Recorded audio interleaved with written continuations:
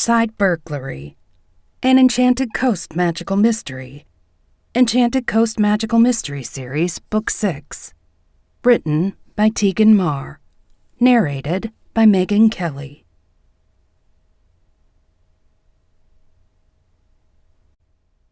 Chapter 1. That'll be 1 cheeseburger, rare with fries, and a T-bone steak, blue rare, with a baked potato. Anything else? I glanced back and forth between the male and female halves of the werewolf couple sitting at the patio table in front of me, giving them a beat to answer. When they shook their heads, I stuck my pen and order book back in my apron pocket and pivoted toward the tiki bar, scowling as the toe of my tennis shoe caught on the edge of one of the brick pavers. I was never graceful, but I did usually manage not to fall flat on my face. I shoved away from the heat-induced fatigue, dragging at me. "Hey, Des, can we get a couple more drinks down here?" Devi, a mermaid guest at our floating water bar, called as I recovered my footing. "Sure thing." I shot her a thumbs up, then weaved between tables, scooping dirty glasses and bamboo food baskets up on my way back to the tiki bar. I wiped my forehead on my forearm right before a trickle of sweat made its way into my eyes. As much as I loved the heat, the flesh-melting temperatures we'd had lately were ridiculous even for Southwest Florida. It was starting to cool down as October faded to November, but we'd had an unseasonal hot streak. I sighed with relief as I stepped from the sunny patio to the shade of the tiki bar and caught a gust of wind from the fan. After dumping the baskets in a bus tub, I hustled behind the bar to drop the dirty glasses into the dishwasher and pull 2 clean ones from the cooler. While I mixed Devi's drinks, an older man and a willowy blonde woman in swimsuits claimed 2 seats at the bar. I smiled. "Hey there, what can I get for you?" The woman returned my smile, and I couldn't help but notice the size of the rock in her wedding ring as she steepled her elegant fingers in front of her. The center stone alone had to have been at least 3 carats, and 2 smaller sapphires flanked it on each side. It wasn't the biggest I'd seen, because we catered to many wealthy clients, but the setting was pretty. "We'll have whatever light beer you have on tap," she said, then winked at the man she was with. "Giles and I had been married for 70 years, and as much as we'd travel, we'd both be as big as houses if we went with those delicious but high-sugar fruity drinks all the time." I reached into the cooler to pull out a couple of beer glasses as Dimitri, my second bartender, popped around the corner, his green hair expertly styled to look just like he'd rolled out of bed. He'd recently cut it short and was a big fan of changing colors regularly. I was a little jealous because as a fairy, he could do it at will in about 10 seconds flat. "Hey, sweetie," he said, giving me a hip bump as he clocked in. "Where we at? You doing okay?" "I'm good," I said, frowning as I examined the contents of the cooler. "Where are all the beer glasses? We're missing like half a dozen." He nodded as he pulled a couple cucumbers from the small fridge. He liked to make cucumber lime water for guests, and it was a big hit. "I know. I noticed it yesterday. They were there the day before, though." I didn't say anything else because talking shop in front of guests was bad business, but I turned it over in my mind. We'd had a string of stuff coming up missing lately. At first, I'd written it off to guests pocketing souvenirs, but that happened on the regular, maybe 3 or 4 a week. Never had we lost half a dozen beer glasses overnight. We'd lost a couple beach chairs, a beach umbrella, my favorite hoodie, and oddly enough, somebody had stolen our Bigfoot bartender's mustache wax. It was weird. I finished pouring the beers and set them in front of the couple, then slid menus in front of them and went back to making the drinks for the floating bar. The light trickling into the tiki caught the ring and glinted off the diamond. "That's a gorgeous ring. You probably get that a lot, but I just had to mention it." "Thank you," she said, her face lighting up as she held her hand out in front of her. "Giles and I started our marriage dirt poor. Both our daddies were coal miners who sold their souls to the company store. We were raised in dirt floor shacks. but we had big dreams." It was then that I picked up the faintest trace of an Appalachian accent. I had some cousins in West Virginia, so I recognized it. Giles smiled at her and patted her hand. "Matilda here is the one with the big visions. It was her idea to get out of there and start over somewhere where we had a better chance. We didn't have any money to go to school, but we were both handy with a hammer. We'd had to be. She was an only child, so when her daddy was at work, if something went wrong, she had to help her mama fix it." It was adorable how they told the story in pieces, as if they were one part of a whole person. I poured the drinks for my outside bar and set them on the tray. Matilda picked the conversation back up, her gaze focused on something far away. "We went to Philadelphia and stayed with my aunt. Giles got a job at a lumber yard, and I took in laundry and tutored wealthy children. We pinched every penny and managed to scrape together enough to buy a rundown house in a decent part of town, and when my auntie passed, she left us her place. We fixed both of them up with scrap from the lumber yard and sold ours for twice our investment, then started over.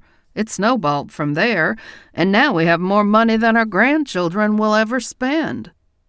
Giles leaned over and gave her a kiss on the cheek, and I smiled at the charming way she still blushed with pleasure.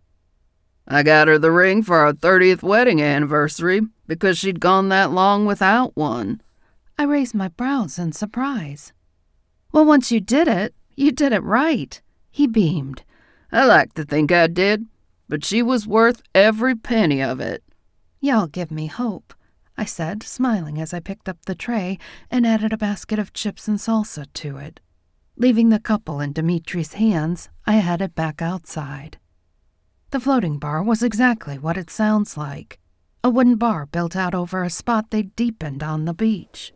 Stools were attached to each side so you could stay partially in the water while having a drink and socializing. It was a huge hit with our mermaids and other water folk, as well as land-walking guests who just wanted the novelty of sitting in the ocean while having a drink. I handed the drinks over to Devi and her husband, then turned to Amber and Dax, two more regulars who'd shown up. "Hey guys, glad to see you. How's every little thing?" Amber rolled her eyes and flipped her brunette hair over her shoulder. "Generically, fine. Realistically, we're arguing with the family about where we're having Christmas. We usually go to Dax's parents for Thanksgiving and mine for Christmas, but this year, his were up in Atlanta visiting friends. Now they want us to stop there on our way." I smiled. The one thing that never changed, no matter what your genetics was, that there was always family drama around the holidays. "Why don't you just host it at your place and invite both sets of parents?" She glared at me while Dax grinned. "See, honey, Destiny agrees. That's the best solution. We'll just have them all here." I cringed because it looked like I'd unintentionally stepped on a social landmine. I preferred to be the drink-serving version of Switzerland. Amber crossed her arms and scowled at both of us. "Absolutely not. Y'all don't have to clean and cook and keep everybody from killing each other. Or control yourself enough to keep from killing one of them. It's easier to go visit them than leave when we want and come back to peace and quiet of home." I couldn't argue with her there. I loved my family, but depending on who showed up, the best part of the day could be getting home to the blessed silence. I held up a hand. "I was just throwing out ideas. You could always bring the kids here for Christmas and skip the family thing altogether. We're having a big shindig. Or you could bring them here. Then you could spend time with them, then go to your room when you're getting close to the end of your rope." Amber tilted her head and gave Dex a sideways glance. "That could actually work, you know. The kids love it here, and the parents all love gambling. We could pay for the vacation as their Christmas gifts, and our moms love the spa stuff. Just a note, mermaids can come and go on land as they please." Amber and Dax didn't do it often because they're usually just stopping by for a quick drink, but they usually got rooms a couple times a year. Amber jokes that they can't do it too often because Dax is so bad at poker that it takes them months to recover. "See? I said, smiling. Everybody wins. Plus, you don't have to cook. We're doing a spread fit for royalty here. Devi laughed, then cast me a knowing glance. That's because from what I hear, you're expecting actual royalty. She wasn't wrong, but I took guest confidentiality seriously. A lot of famous guests loved the Enchanted Coast, and the majority of them came here so they could unwind and pretend to be anonymous. Shoot, Elvis, who is very much alive, came at least a couple times a year. I loved it when he got a little tanked and performed in the casino. There was always at least one person who'd shake their head in disgust and say he was nowhere near as good as the real thing. In this case, though, Devi was probably referring to the mermaid royal family. Rather than deny it, I went with a non-answer and a sassy wink. She'd only heard half right anyway. The king and his family were arriving this evening. All our holiday parties are fit for royalty because you're all princes and princesses in my eyes. That brought Amber the rest of the way out of her mood, and she laughed. You're such a cheeseball. Are you booking up fast, or do we have a bit to decide? I should probably get their input. I pulled a face. Don't wait too long. We haven't even made the formal announcement, but word of mouth has spread. She glanced at Dax, who held up his hands. Don't look at me. You know I'm always up for a few days here. Like you said, you're the one who'll have to do all the cooking if we stay home, which means you'll have to deal with both our moms, plus my dad, arguing over which way to cook the lobster. Salt, she said without even pausing. We'll spend Christmas here. If they don't like it, well, too bad. Des, will you book for us? Sure thing, I replied, pulling out my phone. We had an in-house app that allowed me to do such things. You want the cottages like you did last time? We had luxury beach cottages and bungalows, and that's what Amber and Dax usually went with, so they could take late-night swims and let the kids play on the beach. Incidentally, that was what the king had booked for himself and his family. Oh, heck no, she said, looking at me like I'd sprouted a second head. Staying in the same cottage together would defeat the purpose of this whole thing. 4 rooms, please. And you're a doll for suggesting it. I owe you one. Are you going home for Christmas this year? I shook my head. Nah, we're short-staffed here, so I'll probably just go up after the first of the year.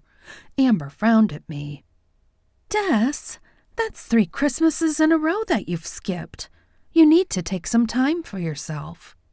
I sighed, ready to change the conversation and push aside the depressing thought of missing another holiday with my mom. I know. I'll think about it. Now let me run up and get your drinks. As I rushed back toward the bar, I tried to shake off the blues that had settled over me. My family was loud, obnoxious, and large, and holidays were as chaotic as they were beautiful. The same could be said for Christmas at the Enchanted Coast, though, and since Bob and I were splitting the management duties, I couldn't take the time off. He had kids, and that wouldn't be right. Maybe next year. But then again, that's what I told my mom last year. At least I'd have my work family, and that would have to be good enough.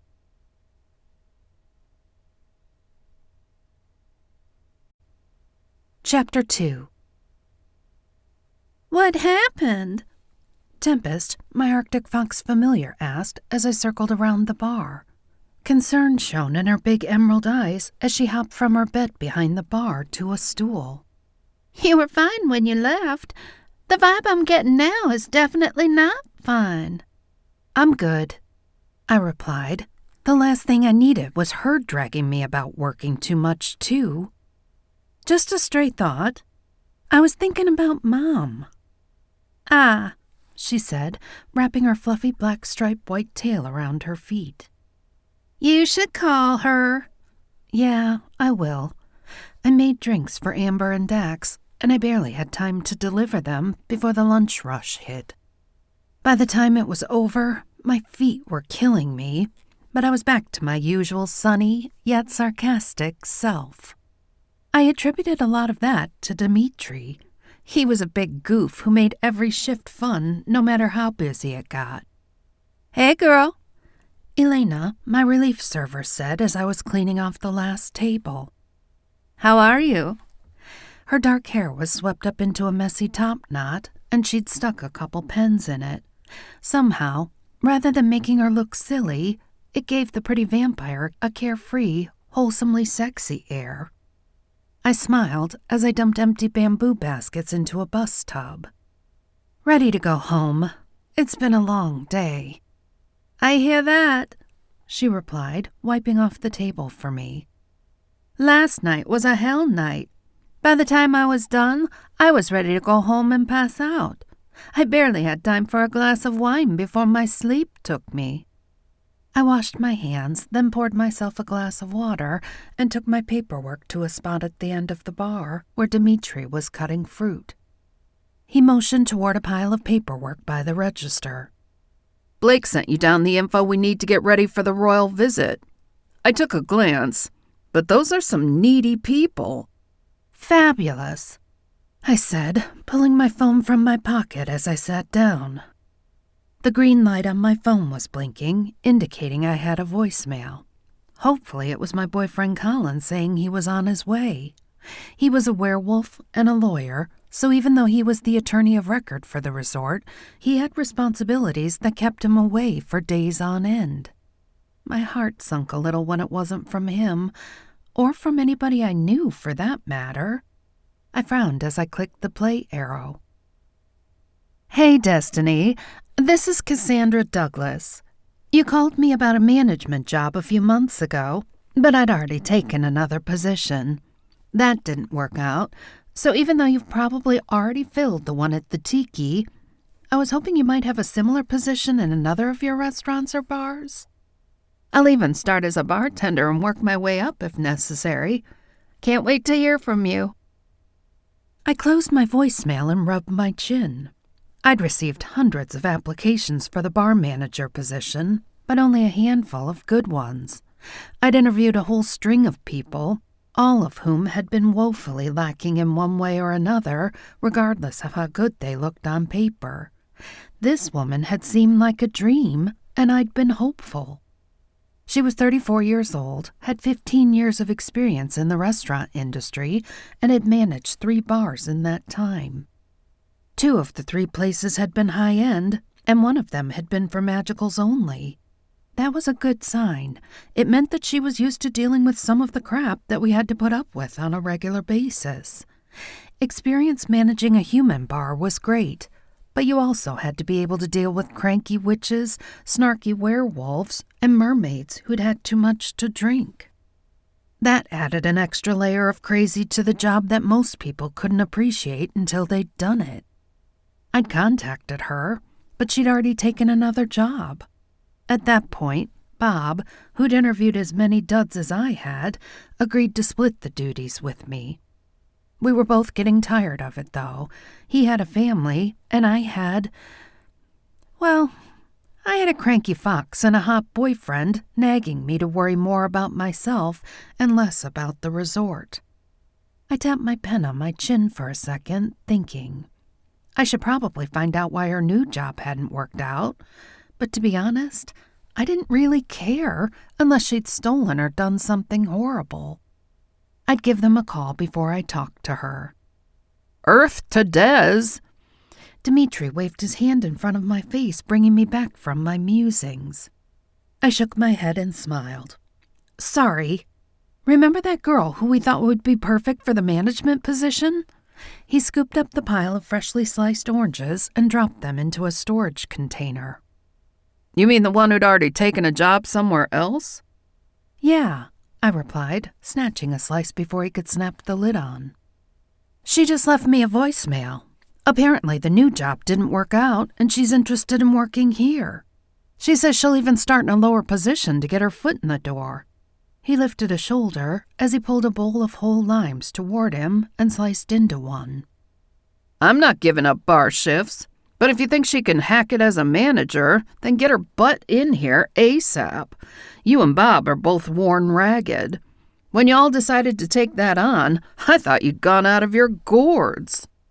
I rubbed my face. Yeah, well, it was the only option at the time. That, or end up with somebody as bad as Cassiel, or worse. Cassiel had been the last bar manager, a fallen angel sentenced to the job as penance. Before he'd gotten the celestial boot, he'd been the angel of temperance. None of us could figure out how he'd managed to land that gig, because he'd been an obnoxious drunk who'd spent his free time gambling and had made it his professional goal to make everybody at the tiki as miserable as he was. Basically, the opposite of temperate. Tempest jumped up on the bar beside me with a pickle in her paws. I'm all for you hiring somebody. Anybody, really, if it means we get to take some time off. But before you call her, you'd better get hopping on the royal arrival. They're going to be here in just a few hours, and you haven't even looked at that list yet. Yeah, I sighed, waving my hand to magic the clipboard to me rather than getting up and walking around the bar. My heart about failed as I scanned the first few pages. This is ridiculous. A bowl of Skittles on the nightstand with all the yellow ones picked out. Organic anchovies with gluten-free crackers? What even is an organic anchovy? I mean, they're all plucked out of the ocean and shoved in cans, right? Dimitri grinned as he pushed a strand of green hair off his forehead. That's all you, sister. I have no idea what it is, and I'm glad it's not my problem. Elena slid onto the stool beside me and plucked a cherry from the fruit bin. It wouldn't be your problem either if you'd hired a manager rather than play Supergirl and try to do it all on your own. Is Bob at least helping you do this? I shook my head. No, he wanted to take the kids to the beach today, so I didn't have the heart to tell him about it. I didn't figure it would be a big deal. The pretty vampire checked the list over my shoulder. Only gala apples? Do we even have control over what types of apples we get? I don't know, I replied, puffing out a breath. I guess it's time to check. Before I could pull up the kitchen's inventory list, Stephanie, a dark-haired Valkyrie who spent a lot of time at the resort, took a seat at the end of the bar. She was more than just a guest, though. She was a good friend whom I spent a lot of time with in my free time, too. Hello, everyone. How are my favorite bartenders? She took off her oversized shades and slipped one arm of them through the middle string of her bikini top. Great, if you call pandering to a bunch of entitled royals a good time. I grumbled under my breath. Her hearing was excellent, though, and she laughed. I do not. I call that the opposite of a good time. She slipped off her stool and joined me, craning her neck to see the list. That's nothing but a bunch of ridiculousness, she scoffed. Why, I'd tell them they could pick their own yellow Skittles out. That's somebody who's never had an attendant stand up to them. I raised a brow and gave her a half smile. That's sort of the job of an attendant, to attend to their every need. Having yellow Skittles plucked from their candy bowl is not a need, she replied, chin raised. It's an abuse of power and an arrogant expression of their self-perceived superiority. Why, if it were me, I'd make sure there were nothing but yellow ones. A little lemon in their lives would do them all good. True rulers wield their power to make the lives of everybody in their kingdom better, not to turn every person with lesser status into servants. Besides, you're the one holding the power here. It is your domain, so teach them boundaries. Since Stephanie was literally created by a god, she knew what she was talking about when it came to executive privilege, but she didn't quite get the social constructs of the service industry. She wasn't wrong about the boundaries thing, though. I decided then and there that I wasn't picking out the yellow Skittles. What happened to that charming surfboard clock? She asked, taking a sip of the fruity drink Dimitri had sat in front of her. It added a certain flair to the place. I glanced toward the back wall of the tiki where the clock had hung since before I'd started there. Sure enough, it was gone. Oh, for Pete's sake! I exclaimed, scowling. "This is getting ridiculous." Stephanie tilted her head, and her floppy hat covered one eye. "What's getting ridiculous, love?" I huffed. "We have a thief. I've checked the surveillance videos, and nada. I'm not sure how they're doing it, but the items are just there 1 minute and gone the next. We've lost glasses, beach chairs and umbrellas, and even my favorite hoodie. It's beyond annoying." "When you catch them, cut off a hand," she replied, plucking the cherry from her drink and popping it into her mouth. "That'll mark the person as a thief and stand as a warning to others that you don't tolerate that nonsense. If you want to be lenient, just take a finger." I quirked one side of my mouth up into a wry half-smile as I scanned the rest of the to-do list. "As appealing as that is, the method went out of fashion a few 100 years ago." She shrugged. "Pity. That's why there's so much petty crime in the world nowadays. No real consequences."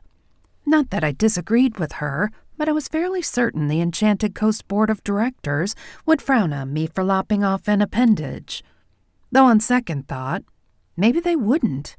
Like Stephanie, they were old-school types, including angels, witches, shifters, and even an ancient vampire or two. There was a good chance the practice wouldn't seem as draconian to them as it did to me. I'll decide what to do with them when I catch them. For now, I better get prepared for the royal visit. With that, I pulled out my cell phone and got to work pulling off a miracle.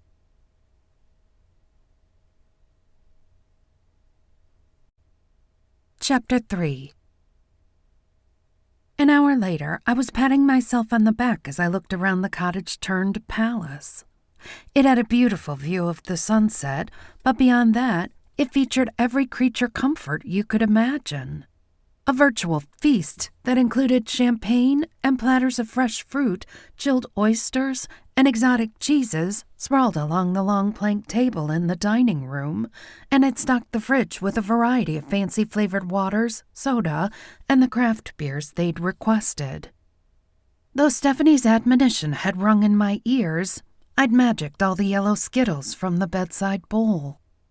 Plopping down in a beach chair facing the ocean, I placed a quick call to the spa to confirm the 2 private massages for that afternoon, then basked in the glow of accomplishment.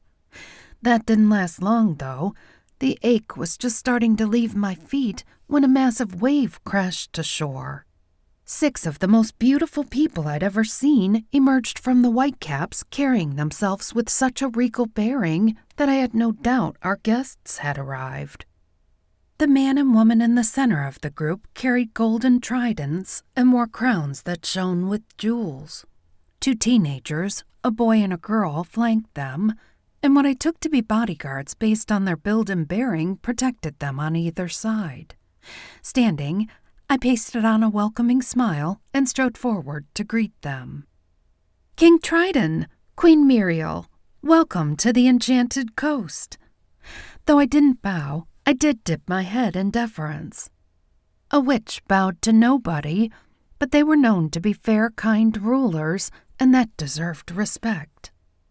A wide grin spread across the king's face, causing his salt and pepper mustache to curl up on either side. "You must be Destiny. I've heard good things about you from Amber and Dax. By the way, that's the easiest underwater portal I've ever used. Well done." Muriel stepped forward and held out her hand, then clasped mine at the forearm, which was the way of the mer people. "It's a pleasure to meet you, Your Highness," I said, returning her firm grip. "I hope you find everything to your liking." "Please, call me Muriel," she replied, smiling and tucking a strand of violet hair behind her ear. "We're not big on formality, and I'd prefer to have as little fuss as possible while we're here. It's not often we get to mix with land folk, and I'm looking forward to a bit of the anonymity that the Enchanted Coast is known for." Before I could stop myself, I glanced at the crowns and tridents. They were so shiny that they were nearly blinding. She caught me and smiled. "The crowns will go in the safe, and the tridents will have an invisibility spell. We don't plan to strut around with them. In fact, I'm so set on relaxing that I only brought a couple of good outfits for dining. The rest of my wardrobe consists of shorts, sundresses, and bathing suits. A woman after my own heart. I smiled, and this time it was from the heart. Then please, let me show you around. I spent the next 15 minutes doing just that, and when we came to the Skittles room, King Triton turned and frowned at the younger of the two teenagers who'd accompanied them. Astriel, did you put that ridiculous request in the packet? Just because you don't like them doesn't give you the right to ask anybody else to pick them out for you. The girl, who looked to be in her early teens, ran a hand over her turquoise hair and pulled her slim shoulders back. We're royalty. If I don't want to eat them, they shouldn't be presented to me. Muriel narrowed her eyes and ran a hand over the bowl, turning all of the candies yellow. There, she said, plucking one out and popping it into her mouth. Teachable moment. Either learn to like lemon or walk yourself up to the store in the main resort, buy a pack, and pick 'em out yourself. I'd heard these were decent people, but you never knew quite what to expect from royalty and famous folks. How they allowed their kids to behave spoke volumes, and the fact that she didn't let hers get away with being a brat said a lot about her. She winked at me as her daughter flounced from the room, stuffing her earbuds in as she went. The only reason I've made it this far without choking her is because I was even worse as a teenager than she is, though I was more prone to skip school than aggravate the staff. I'm crossing my fingers that it's just a matter of keeping her straight until she grows into herself. I smiled as I glanced around the room, patting myself on the back again for transforming it from the bachelor pad vibe it had sported that morning into an elegant seaside villa. I'm sure there's hope for her yet. I was no peach myself. My brother, sister, cousin, and I made our parents' lives hell from the time we could walk until we graduated from high school. Shoot, there are still things about me that make my mom crazy. They'd sent their luggage ahead, so it was time for me to leave them to it. I handed them my card. If you guys need anything at all, here's my number. Feel free to reach out. I sent you an email with the codes to your door and safe, and there's a resort directory by the phone in the kitchen. Muriel unzipped a suitcase and started putting their clothes in the drawers, and I smiled. There were two kinds of guests, ones who unpacked and ones who didn't. Muriel was a nester. Thanks, Destiny, she said over her shoulder. You've caught every detail, and I'm sure we'll be fine. I nodded and backed out, then snapped my fingers and teleported back to the tiki. The place was in total chaos, so I jumped behind the bar to help Dimitri. Before I knew it, 2 hours had passed. We'd just finished cleaning up after the evening rush when my phone rang. When I pulled it from my pocket, I was surprised to see that it was Blake, the director of the resort, and my former boyfriend. Hey, what's up? I said, a feeling of dread washing over me. Blake rarely called unless there was something wrong. He paused so long that I thought maybe he'd butt-dialed me. When he replied, I found myself wishing heartily that he had. What's up is that I have King Triton and Queen Muriel in my office right now, and they're in a panic. I racked my brain trying to think of anything I might have missed that would have caused that kind of uproar, but came up blank. Over what? I'll do what I can to fix it. He barked out a humorless laugh. I'm glad you said that, because we're going to need all hands on deck. As much as I wish it were just a matter of silk sheets when they'd requested cotton, it's much bigger than that. Somebody stole the crowns. I closed my eyes and pulled in a deep breath, then released it slowly as the information sank in. I'll be right there. Do what you can to calm them down and assure them that we'll figure this out. They didn't just walk off. I shoved my phone back in my pocket and motioned for Tempest to come with me. I sure was getting tired of putting out fires.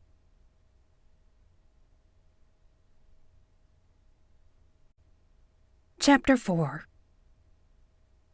Even though I had special privileges on the resort due to my position, I couldn't teleport all the way to Blake's office because of security measures. The closest I could get was the front entrance to the resort, so that's where I went. Whoa there! Where's the fire? Margot, the giant sphinx that served as one of the resort's primary security measures, asked from her position on her pedestal when I appeared. My first impulse was to rush straight upstairs, but then I realized security was her thing. I stopped in my tracks and tilted my head back so I could look in her face. The hurry is that the king and queen of the mermaids have only been here for a few hours, and somebody's already stolen their crowns. She raised a finely chiseled brow. What a shame! And just when I thought things were going to be quiet. She paused, concern creasing her brow. That's particularly alarming news, because those crowns are way more than just jewelry that designates their status. The level of worry etched on her face jacked my anxiety up about 20 notches. I didn't know anything about them, and I had a feeling I was about to get a rude awakening. What exactly do you mean by that? I mean, they came in wearing them, and they are some serious bling, but I didn't realize there was more to it than that. She nodded her head, her lips pressed together. Oh, yes, quite a bit more, actually. Those crowns grant them the power to know everything that's going on in the sea. They also allow the king and queen to travel anywhere on the planet in the blink of an eye. Well, anywhere underwater, of course. They need to be able to do that in order to manage a kingdom that encompasses every ocean and body of water in the world. When she put it like that, it made sense. I'd never really thought about the logistics of ruling the world, even if it was just the underwater portion. I bit my lip, thinking. So does that mean that whoever has the crown now has the same powers? She thought about that for a second. That's an excellent question, and one I've pondered many times. How exactly the crown's function is a closely guarded secret, so I'm afraid I can't answer that question. That shocked me a little, because Margot had been around for thousands of years. As one of the most knowledgeable creatures on the planet, if she didn't have an answer, it was unlikely that anyone else would either. I hoped that even though the mer people were known for keeping their secrets, the royal couple would share that knowledge with me. If we were simply looking for a thief, that was one thing. If somebody now had both the magic of the crowns and the ability to go anywhere in the world with them that they chose, that was a horse of an entirely different color. I added it to the ever-growing list of questions in my head. Tempest, who was sitting on my shoulder, spoke for the first time. I'm going out on a limb here and assume you haven't detected somebody with thievery in their heart. That's how Margot's magic worked and why she was such an asset to the resort. She could see into people's hearts, which was extremely helpful since folks up to no good were rarely willing to just openly admit it. She shook her head, and a little bit of sand drifted down on me. I'm sorry, but I haven't. Things have been quiet, which was why I was hoping that we were finally going to get a bit of a reprieve. I gave her a wry smile, because I'd hoped for the same. Just when we thought it was safe to go back in the water, right? Her face lit up, or at least as much as a stone face could. She'd been watching movies and catching up on the last 100 years of pop culture with one of the waitresses from Mario's, our in-house Italian restaurant. That's a Jaws reference. Julia and I just watched the final movie in that series the other night. She winked at me. Also, If the power of the crowns transfer to whomever is wearing them, you're probably going to need a bigger boat." Despite the gravity of the situation, I laughed. Margot's main purpose at the resort may be as a security agent, but she was also my friend. We'd been through a lot together, and her longevity gave a special view on taking yourself too seriously. If I had to pick one mantra that applied to her, it would be, "This too shall pass." That, in my opinion, was her true strength. After assuring her that I would keep her in the loop and securing a promise from her to do the same, I hurried up to Blake's office, which was on the top floor of the main resort. 2 security guys who'd come ashore with Triton and Muriel stood to either side of his double doors, and the one on the left gave a brief nod as I passed. Blake's security glanced up when I pushed into the reception area. She didn't even bother with a greeting before she motioned me back to his office. That alone was a solid indicator of the crisis level. Normally, God Almighty himself wouldn't have gotten clearance to go in until she'd pushed her little button and gotten permission from Blake. Once inside, I shut the double doors and waved a hand to cast a muffling spell. Though Blake was top-notch when it came to security, I didn't want to take any chances. My opinion when it came to that was that too much was better than not enough. The Queen was pacing a path in Blake's oriental carpet on one side of the room, and the King was doing the same on the other. Blake, meanwhile, sat behind his ornate cherry desk, glancing back and forth between the two. When he saw me, relief washed over his face. He was much better at dealing with numbers than people. "Thank the gods. I thought I was going to have to come down and get you myself. I called you like 6 times in the last half an hour, but you didn't answer." I arched a brow at him. "First, I had no way of knowing you were looking for me because I was in the middle of a rush. My phone was on silent. Second, you could have just given me a mental shout-out." Though we rarely used it, Blake and I had a telepathic doorway in our heads. It had been romantic and a little exciting back when we'd been dating, but now we just used it for emergency resort matters. He ran a hand down his chestnut hair, something he was prone to do when he was upset. "I know, but I didn't want to invade your privacy like that." To give credit where credit was due, he had been respectful of my privacy, especially since I'd started dating Colin. Our work relationship had been awkward for a while after we'd stopped dating, but we'd finally found a comfortable middle ground, mostly because both of us had learned to respect each other's space. Now that it had been a couple of years, we'd gotten past the awkwardness and to a point where we actually were friends again. "So what do we know?" I asked the room at large. "How did the thief manage to get into the safe? Those things have so many spells on them that it would be easier to break into Fort Knox." Apparently, I'd hit a sore spot because the 2 royals stopped pacing and glared daggers at each other. "Since he'll barely let me blow my nose without calling a security team to check the hanky for spies first, I just assumed he'd lock them up," the Queen snapped, not taking her death glare off her husband. Triton gave as good as he got. "And I assumed since Miss Susie Homemaker there settled in like we were going to be here for 6 months, that she'd lock them up before we went to dinner." I stepped to the center of the room and held up a hand in either direction. "Okay, an internal war isn't going to help us find the crowns, so both of you, put your fingers away. When was the last time you saw them?" Triton scrubbed a hand over his face. "When we got there, we put them on the dining room table, so I assumed that's where they were when we left to go up to the main resort to have dinner." "Was that before or after you got your massages?" Tempest asked. "After," they replied in unison. "Did you see them after the massage team left?" I asked, and they glanced at one another. "I didn't," Triton said. Muriel shook her head. "Me either. But I also wasn't looking for them. They could have been there, and I just didn't notice." Blake spoke up. "Out of curiosity, why weren't you wearing them?" Muriel shrugged.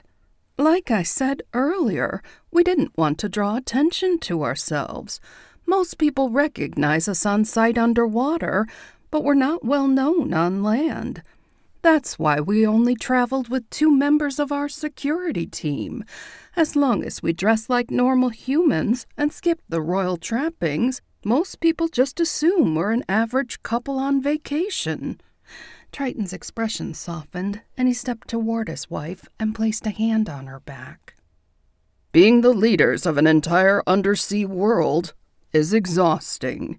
Sometimes it's just nice to hide in plain sight." He glanced down at Muriel. "I'm sorry, honey. It was wrong of me to snap at you." She put her arm around his waist and gave him a squeeze. "Me too. We'll find them. Dax and Amber have told me some stories, and I have utter faith that these 2 will make things right." I breathed a sigh of relief. A theft of this scale was bad enough without dealing with the main power couple being on the outs. With that fire out, I moved on. We needed to get to the bottom of this as quickly as possible, and in order to do that, I needed to know what we were up against. On my way in, I spoke with one of the members of our security team. I said, not willing to name Margot, because the fact that people believed she was just a grandiose statue was a side benefit that helped her do her job. If people knew what she really was, they'd go out of their way to shield their thoughts when they passed her. She just told me that the crowns are more than just fancy status symbols. She told me that they give you the ability to see anywhere in the sea and to teleport anywhere you want underwater. What she didn't know, though, was whether that magic transfers to whoever is wearing it or whether it's tailored just to you. Triton raised a brow. "I'm not sure who this member of your security team is, but that's not commonly known information. Whoever she is, she knows what she's talking about, and I'd like to know how she came by that knowledge.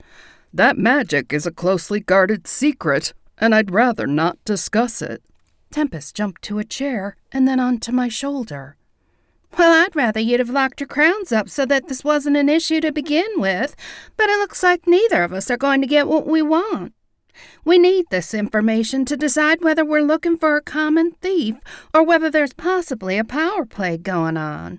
There's a big difference between the value of normal crowns on the black market and a magical object that lets you see anywhere in the ocean and can transport you instantly to anywhere on the planet." Blake choked at her bold words, but Muriel laughed. "Well said, little fox.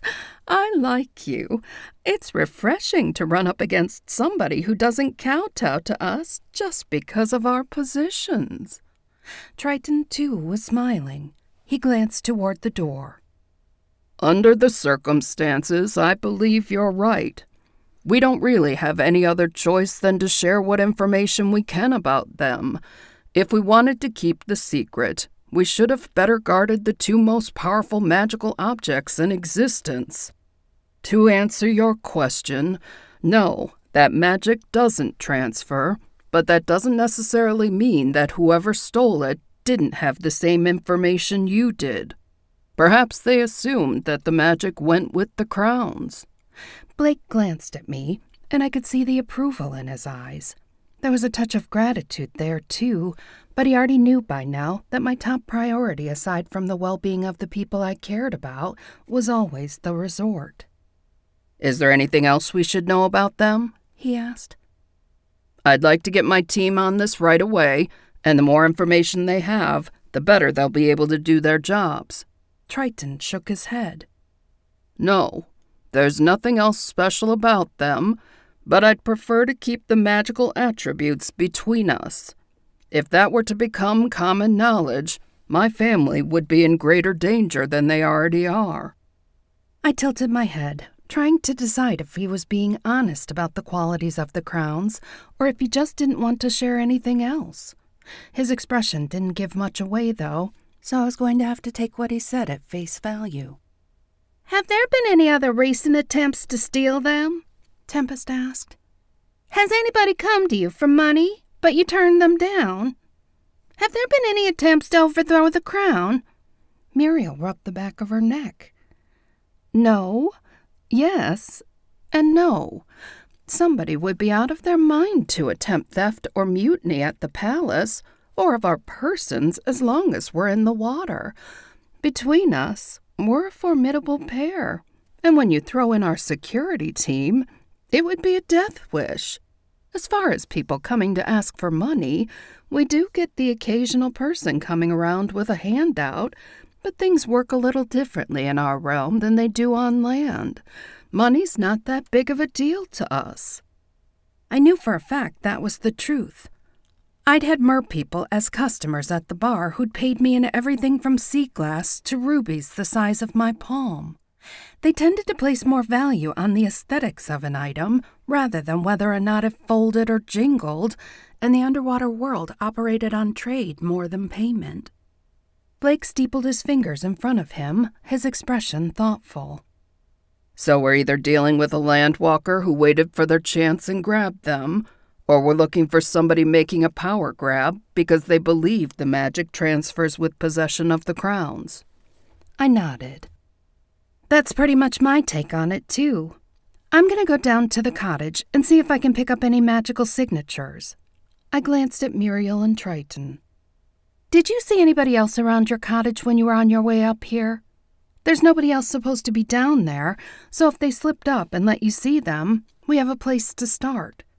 They both shook their heads, and Muriel responded. Nobody that was close. There were some folks body surfing further down the beach, but I think it was more toward the public part of the resort. I pushed a curl that had escaped from my ponytail out of my face. Then you two go on and enjoy your vacation as much as you can. I don't think there's anything else you can do, and you can rest assured that Blake and I are doing everything in our considerable power to locate your crowns and make sure whoever did this is punished. Though that sounded like a huge brag, it wasn't. The resort had so many security features that I was comfortable that both the thief and the crowns were still on the property. Now all I had to do was find them.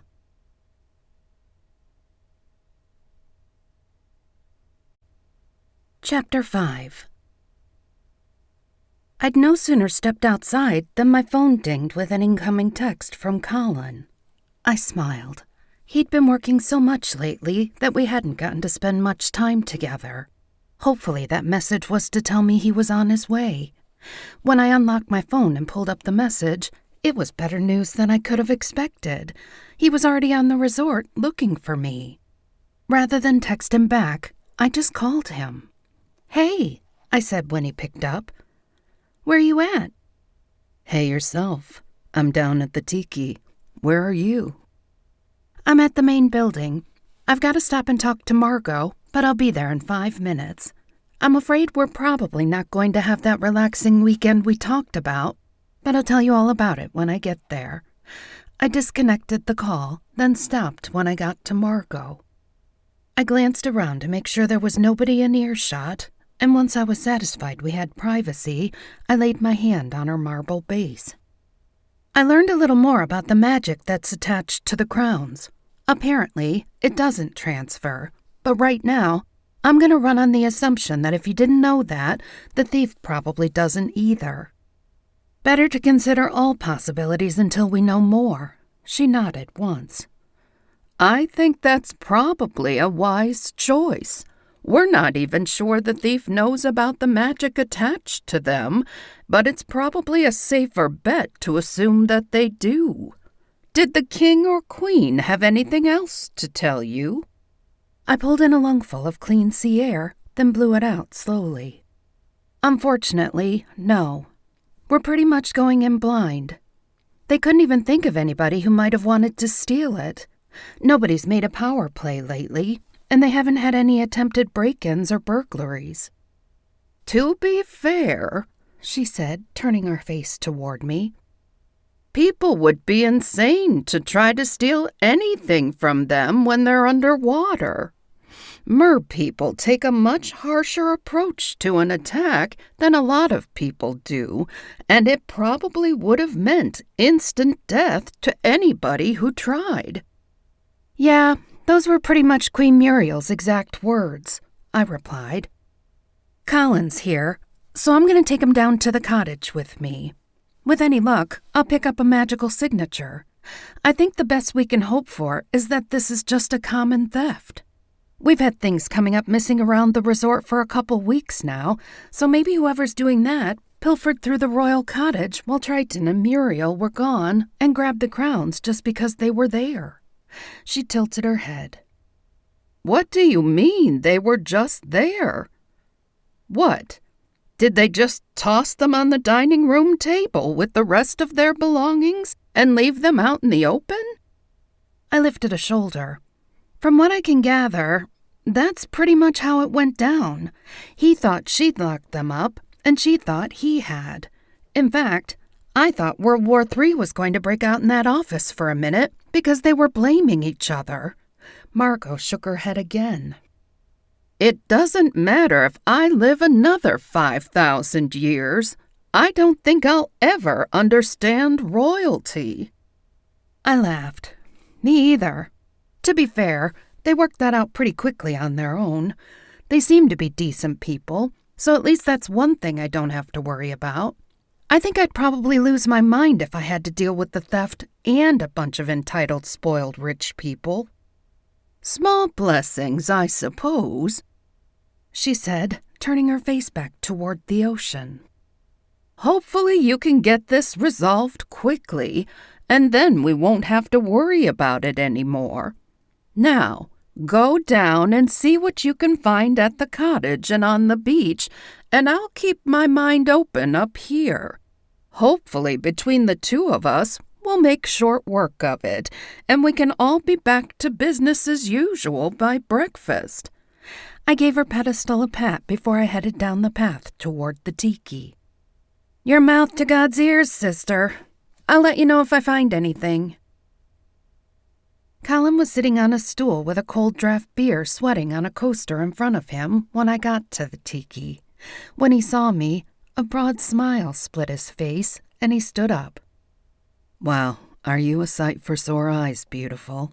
He said, pulling me into a bear hug.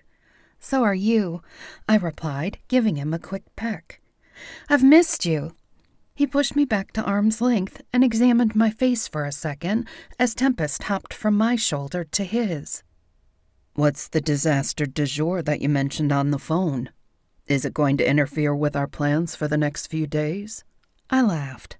I didn't realize we had any solid plans, but it very well could. We have a pair of missing magical crowns to find. I said the last part in a whisper only he could hear. He arched a brow and matched my tone. Something tells me this isn't just a treasure hunt that you've organized for charity. Whose crowns have gone missing, and how did somebody manage to steal them?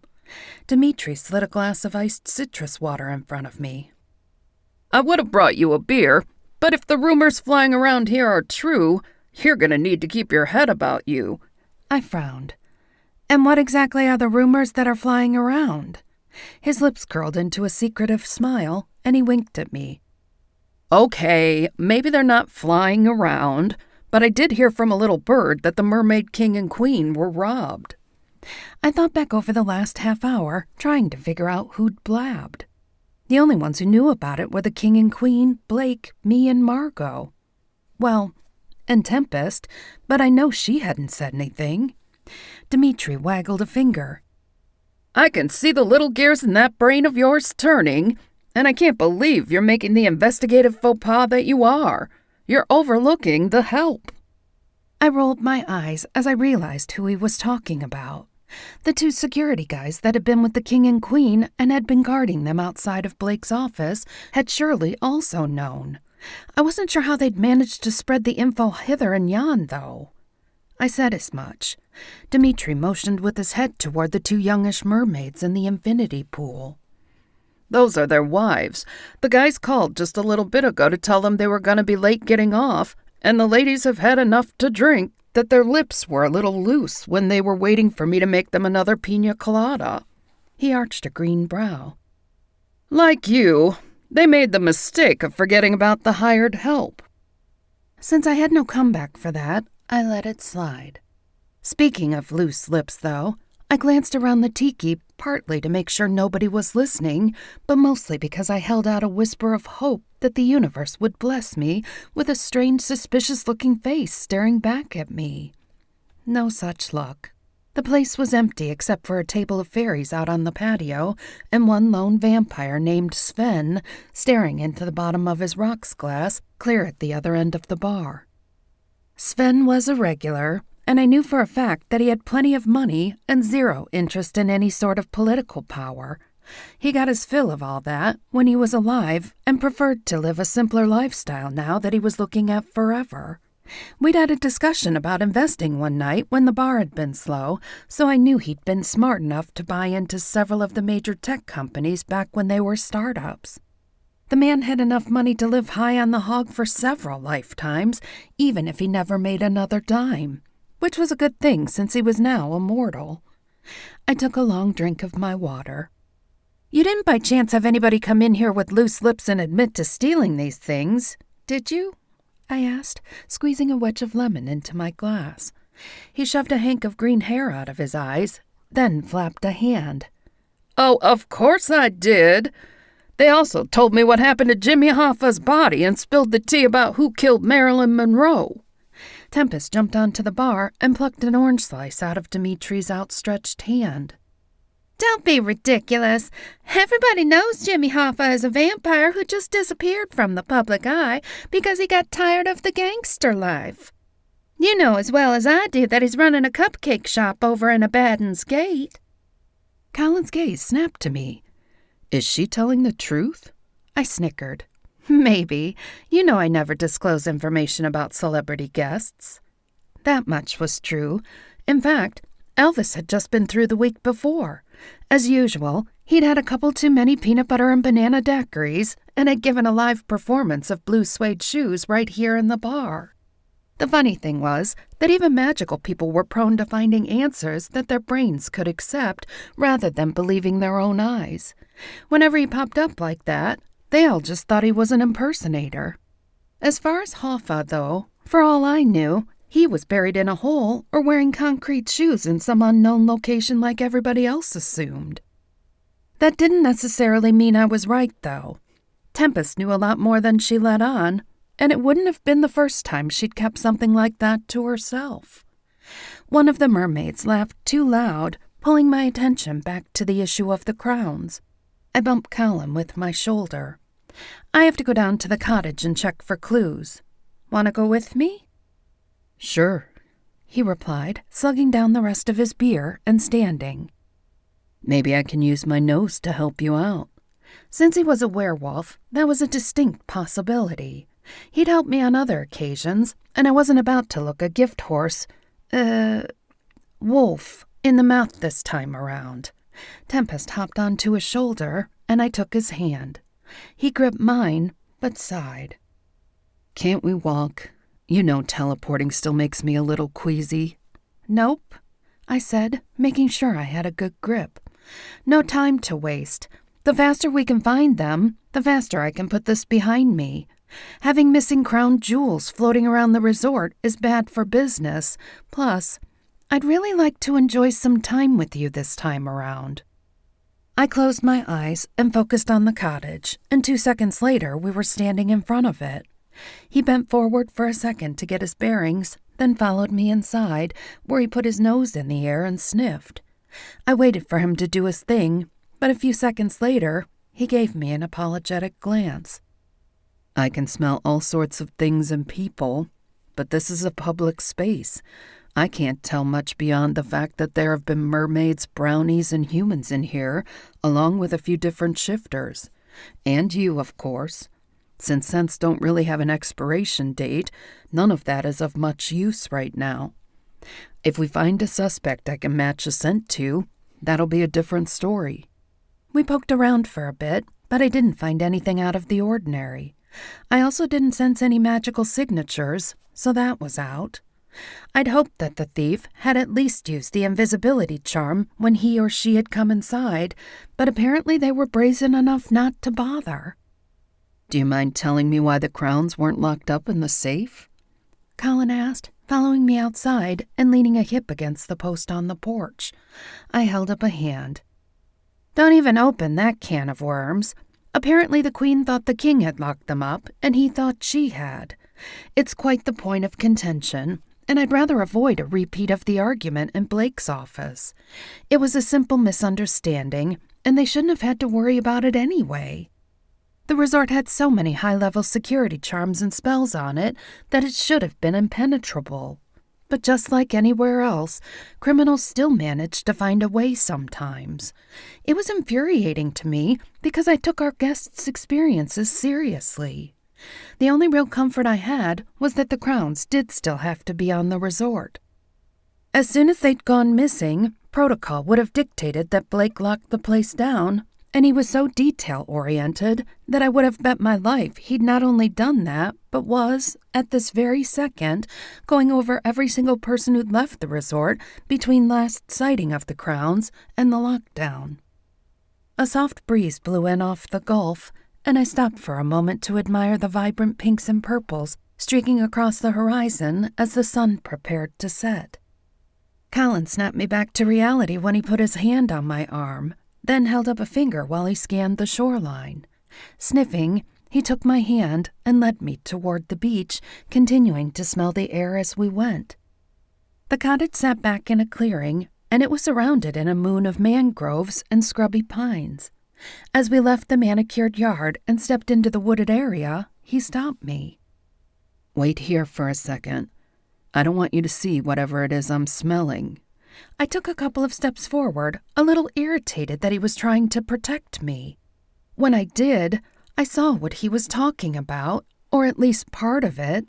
A man's bare foot poked out of the bramble of leaves, and from the bluish tint of the skin, it was safe to assume that either our robbery had just turned into a murder, or we were witnessing the biggest coincidence in the history of freak happenings. Since I didn't believe in the latter, it looked like our thief was a killer, too.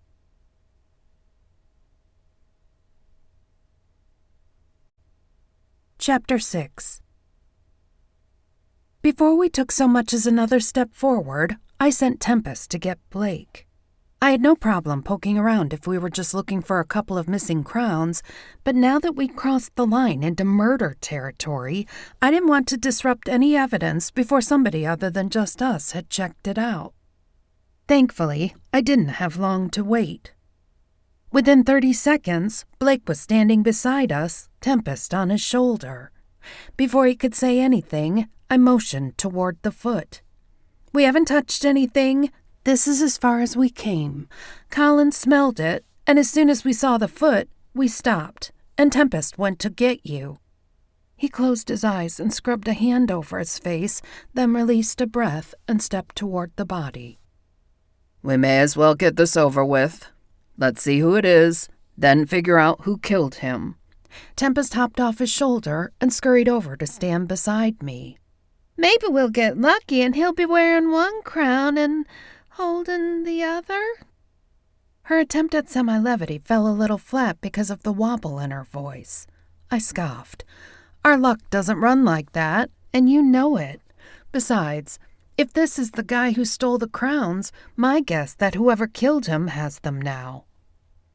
Yes, she pointed out. But at least we have a place to start. We're still inside the boundaries of the resort. Somewhere, we have a record of whoever is dead in those mangroves, so now all we have to do is follow the trail. That didn't make any sense to me, though. So what then? We're dealing with two thieves, and one of them killed the other? Colin shrugged. There's no way to tell yet, but before we jump to any sort of conclusions, let's go one step at a time and get this body out here. He turned to Blake. Do you need to call anybody before we do this, or are we good to go? Blake shook his head. No, there's not really anybody I need to call. I'll take care of all that after we get him out of there and figure out who he is. I scanned the immediate area looking for footprints or any other sort of clue. There were drag marks in the wet sand leading from the water, as well as flip-flop prints peeking out from underneath them. It looked like the person had been walking backwards and dragging the person in front of them. I pointed to them. There, it looks like they came from the shoreline. Blake picked his way forward, then bent forward on his hands and knees to examine the marks. He motioned toward one full print that wasn't obscured by the grooves in the sand left by the victim's feet. He put his own foot beside it for comparison, and they were almost identical. Size 11, but it's hard to tell how much he weighed because of the extra force he was exerting to carry the body. Plus, the sand is packed and wet. If it weren't low tide, we probably would have never seen this guy. I think it's safe to say we're looking for a man, though. Human form. It's too small for a giant or a Bigfoot, and it's too big for a brownie.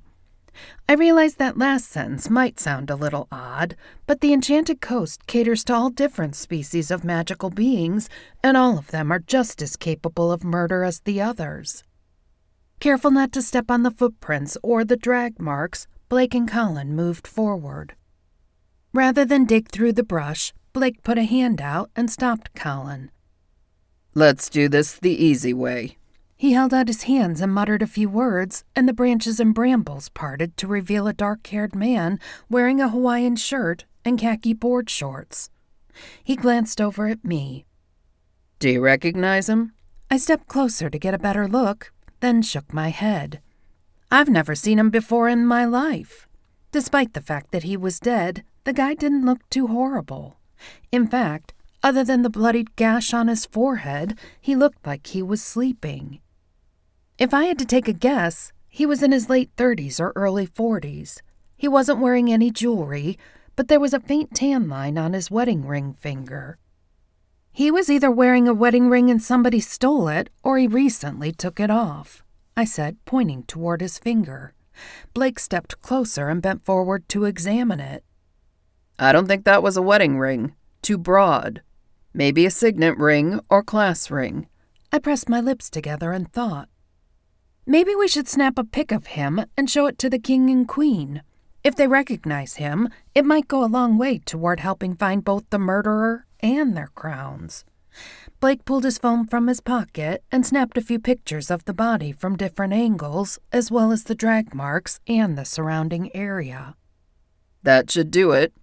Now, I need to call my guys down here to take care of the body. I'll forward these pictures to you, and you can show them to the king and queen. Before I could respond, my phone rang. I fished it out of my pocket, but I didn't recognize the phone number. I slid to reject the call. Tempest swatted me on the leg and scowled. Why didn't you take that? It might have been that chick calling again about the management position. I shot her my best, "Are you out of your mind?" look. Oh, I don't know why I didn't answer. It's not like we're standing over a dead body or anything. I thought that might take precedence over a job interview. Blake arched a brow at me. Really? Because this guy is not getting any less dead. You, however, are working so hard that if you keep it up, you're going to be right behind him. Tell me who this person is and why you haven't already hired them. The entire scene felt surreal to me. We were standing on a beach staring at a dead guy and trying to figure out what his connection was to crowns stolen from the king and queen of the mermaids. That wasn't the part that felt weird, though. The fact that they thought I was crazy for not taking a phone call was. I'm not sure what that said about them or me. Her name's Cassandra Douglas. She applied a few months back, but by the time I got around to her, she'd already taken another job. She has a ton of experience managing, and some of that is even in paranormal's only places. Apparently, the job she took didn't work out, and now she's looking for a second chance. Colin's face lit up. I remember you talking about her. You thought she'd be perfect and were super disappointed when you found out she'd taken another job. That was about the time when you and Bob decided to give up and just split the duties. I nodded. Yep, that's her. She was the only decent candidate we really had. I feel like I should call her last job, though. I'm curious as to why it didn't work out, and I'm not particularly willing to take her word for it. It's gonna take me a bit with the logistics here, Blake said. You haul your butt back to your place or the tiki and call her last job. Unless she murdered somebody, Set up an interview with that girl right now. I'll call you when we know for sure what killed this guy and who it is." I just shook my head, but once I thought about it, if I waited for things to calm down before I hired anybody, Bob and I would still be co-managing into our golden years. As soon as I do, I'll talk to the king and queen. I want to talk to the massage team, too. I want to know if they saw the crowns, and I'd also like to get a feel for them. If the king and queen showered at the same time, they might have seen an opportunity and snatched them. As much as I hated to think that any of our staff would steal, nothing was ever outside the realm of possibility. With a sharp nod, Blake waved me off. "For sure, but schedule the interview before you do anything else. After all this is said and done, you're going to take a vacation." Colin winked at me, and I couldn't deny that a little bit of excitement zipped through me at the thought of handing over the managerial reins. As eager as Blake was for me to take a vacation, his enthusiasm didn't hold a candle to mine. As I took Colin's hand in mine and transported us back to the tiki, I finally saw a light at the end of the tunnel. Now to just cross my fingers and pray it wasn't a train.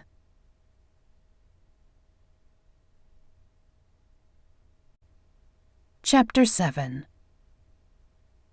When we got back to the tiki, I was happy to see that there were only a few customers. It was in that odd lull where it wasn't quite dark yet, but it was a bit late for dinner. The sunset folks and night crowd would begin to trickle in soon, but for now, we pretty much had the place to ourselves. Elena had taken over for Dimitri, and rather than ask, she slid a beer in front of each of us. I smiled gratefully as I took a long pull from mine. She winked. "I figured you were ready for that. Looking for stolen crowns is thirsty work." I sighed. Since the murder was a secret, that meant everybody on the Enchanted Coast was going to know about it within the hour. I figured there was no need in hiding it from her. I wish we were only looking for stolen crowns. Now we're looking for a murderer, too. Her carefully penciled brows about shot off the top of her forehead. "Come again?" Tempest hopped off my shoulder and onto the bar, and I rolled my head in an attempt to get rid of some of the tension. "You heard me right the first time. We just found a body down by the beach on the other side of the royal family's cottage. We have no idea who he is, but Blake's working on that now." Colin took a swig of beer, then tilted his head at me. "Wait, you said family, not couple. Are there other people with the king and queen? I assumed it was just them. Where were the other people?" He had a point. I hadn't seen the two kids since I greeted them, and neither the king nor the queen had mentioned them. Yeah, they brought 2 teenagers, a boy and girl with them. I didn't even think about it until now. "It seems like a question we should probably ask," Tempest said as she reached across the bar toward the garnish tray. "It wouldn't be the first time in history rich, rebellious teenagers did something like that." Elena swatted at her. "That is not your personal buffet, brat. If you want something, I'll get it for you, but stop pilfering." Tempest drew down her fuzzy eyebrows, and that was the end of her rebellion. Elena was one of the very few people on the resort who didn't fall victim to the big green eyes, and my little fox knew it. "I'd like some orange slices and 2 cherries, please." Elena plopped a cocktail napkin and the requested fruit down in front of her. "See? How hard was that?" "Thank you," Tempest said as she bit into an orange. "I hate to interrupt snack time," Colin said with a pointed stare. "But maybe we should focus more on murder and less on food?" While they fussed back and forth, I pulled out my phone and texted Blake. We really did need to know where those kids had been. As mutinous as the daughter had looked on her way out, it wouldn't surprise me to learn that she'd taken them just for spite to freak out her parents. That wasn't even considering the boy, whom I'd assumed was their son. They hadn't introduced them, and I hadn't asked. The instruction sheet for the cottage had only included the number of people, not their identification, so he could just as well be the daughter's boyfriend, though she looked a little young for that. Since he was dealing with the body and reception was shaky at the beach, I wasn't surprised when he didn't answer me right away. I scrolled back to the missed call from Cassandra. She'd left a voicemail, but it was brief, just her name and a short message saying she was following up. I checked the clock on my phone, and it was only 7. That was a little late to catch a manager, but I really wanted to know why the job she'd taken hadn't worked out. I realized I was going to have to ask her for that information, since I had no clue where she'd worked. I pulled in a deep breath and called her. She answered on the second ring. "Cassandra, this is Destiny Maganetti calling from the Enchanted Coast. You left me a couple messages. I'm sorry it took me a bit to get back to you, but today's been kinda crazy." "Hey, Destiny, thanks for returning my call. I realize it's been a few months since we spoke, but I'm really regretting not interviewing for that management position. You probably already filled it, but I've read so many good things about you all since then that I'd really love to get my foot in the door any way I can." Tempest was leaning so close to me eavesdropping on the call that I thought she was going to fall off her chair. I leaned toward her a bit and pulled the phone away from my ear so she could hear. "Actually, I haven't filled the position yet. I had a hard time getting quality applicants, so one of the other lead bartenders here and I have been splitting the duties. Are you going to have to make a big move if you take the position? We're on the Gulf of Mexico, and most of our staff live here on the resort. We have employee housing because we're pretty far away from any major city, or even a small town for that matter." She laughed. "I'd wondered about that.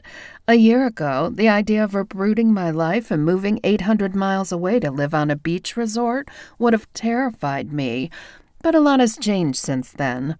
I'd welcome the opportunity to live there as long as it's not dorm-style housing." "Oh, no," I rushed to assure her. "I mean, we do have dorm housing, but that's mostly for the young single kids. As a manager, you'd get your own cottage. Do you have kids, or are you married?" "No kids, and I'm not married anymore. That's one of the big changes I was talking about. I could really use the change of scenery.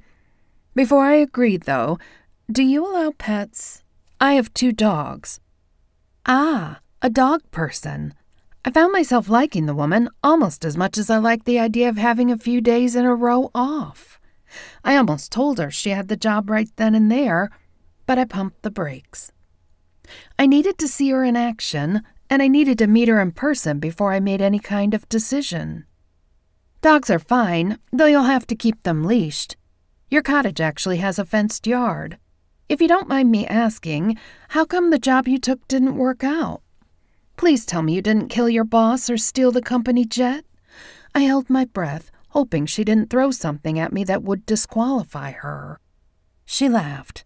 "Nothing like that, and I'll be happy to give you their info. They were too set in their ways. The place was profitable, but a lot of their policies and ways of doing things hadn't been updated in years. When I started making suggestions, they took offense. Also, my direct superior had 0 sense of humor, so we weren't exactly a great personality match either. We butted heads more than we ever saw eye to eye. That didn't sound too terrible. I had to ask the final question, though. "Did you quit, or did they fire you?"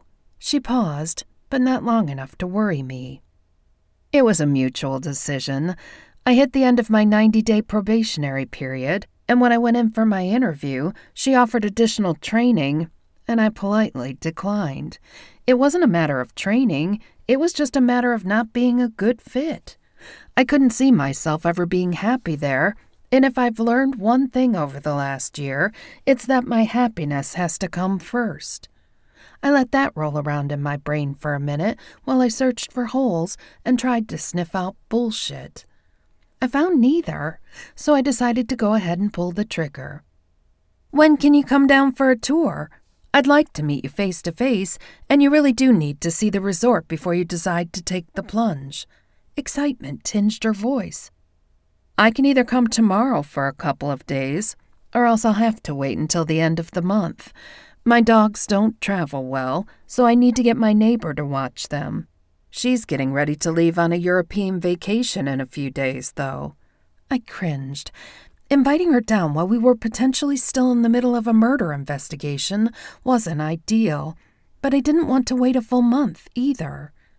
"Tomorrow will be fine," Tempest said before I could gather my thoughts. I glared at her. "I'm sorry," Cassandra said. "Was that you, Destiny?" "No, that was Tempest. It's a long story, but you'll meet her when you get here. I guess if it works for you, we'll see you tomorrow."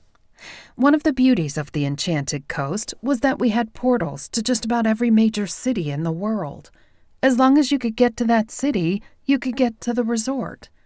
You did have to come in via one of our portals, though, and you had to leave the same way. There was no other way around the security. We said our goodbyes, and I hung up. Colin, Elena, and Tempest were all staring at me with matching expressions of excitement. Elena gave a little squeal. "How excited are you? Once you get somebody in here and train, you're going to be a free woman again." Colin's lips curved into a wide grin. "I don't know about her, but I'm beside myself. We're long overdue for a vacation. Shoot, at this point, I'd be happy just to have a private weekend getaway where nobody was calling and interrupting her because of a big party booked or somebody went and got themselves murdered." I knew I should have been way more excited than I was, but the idea of handing over the reins wasn't as thrilling as I thought it would be. I shook off the odd feeling and allowed myself to feed off their good moods. After all, I was about to have my life back.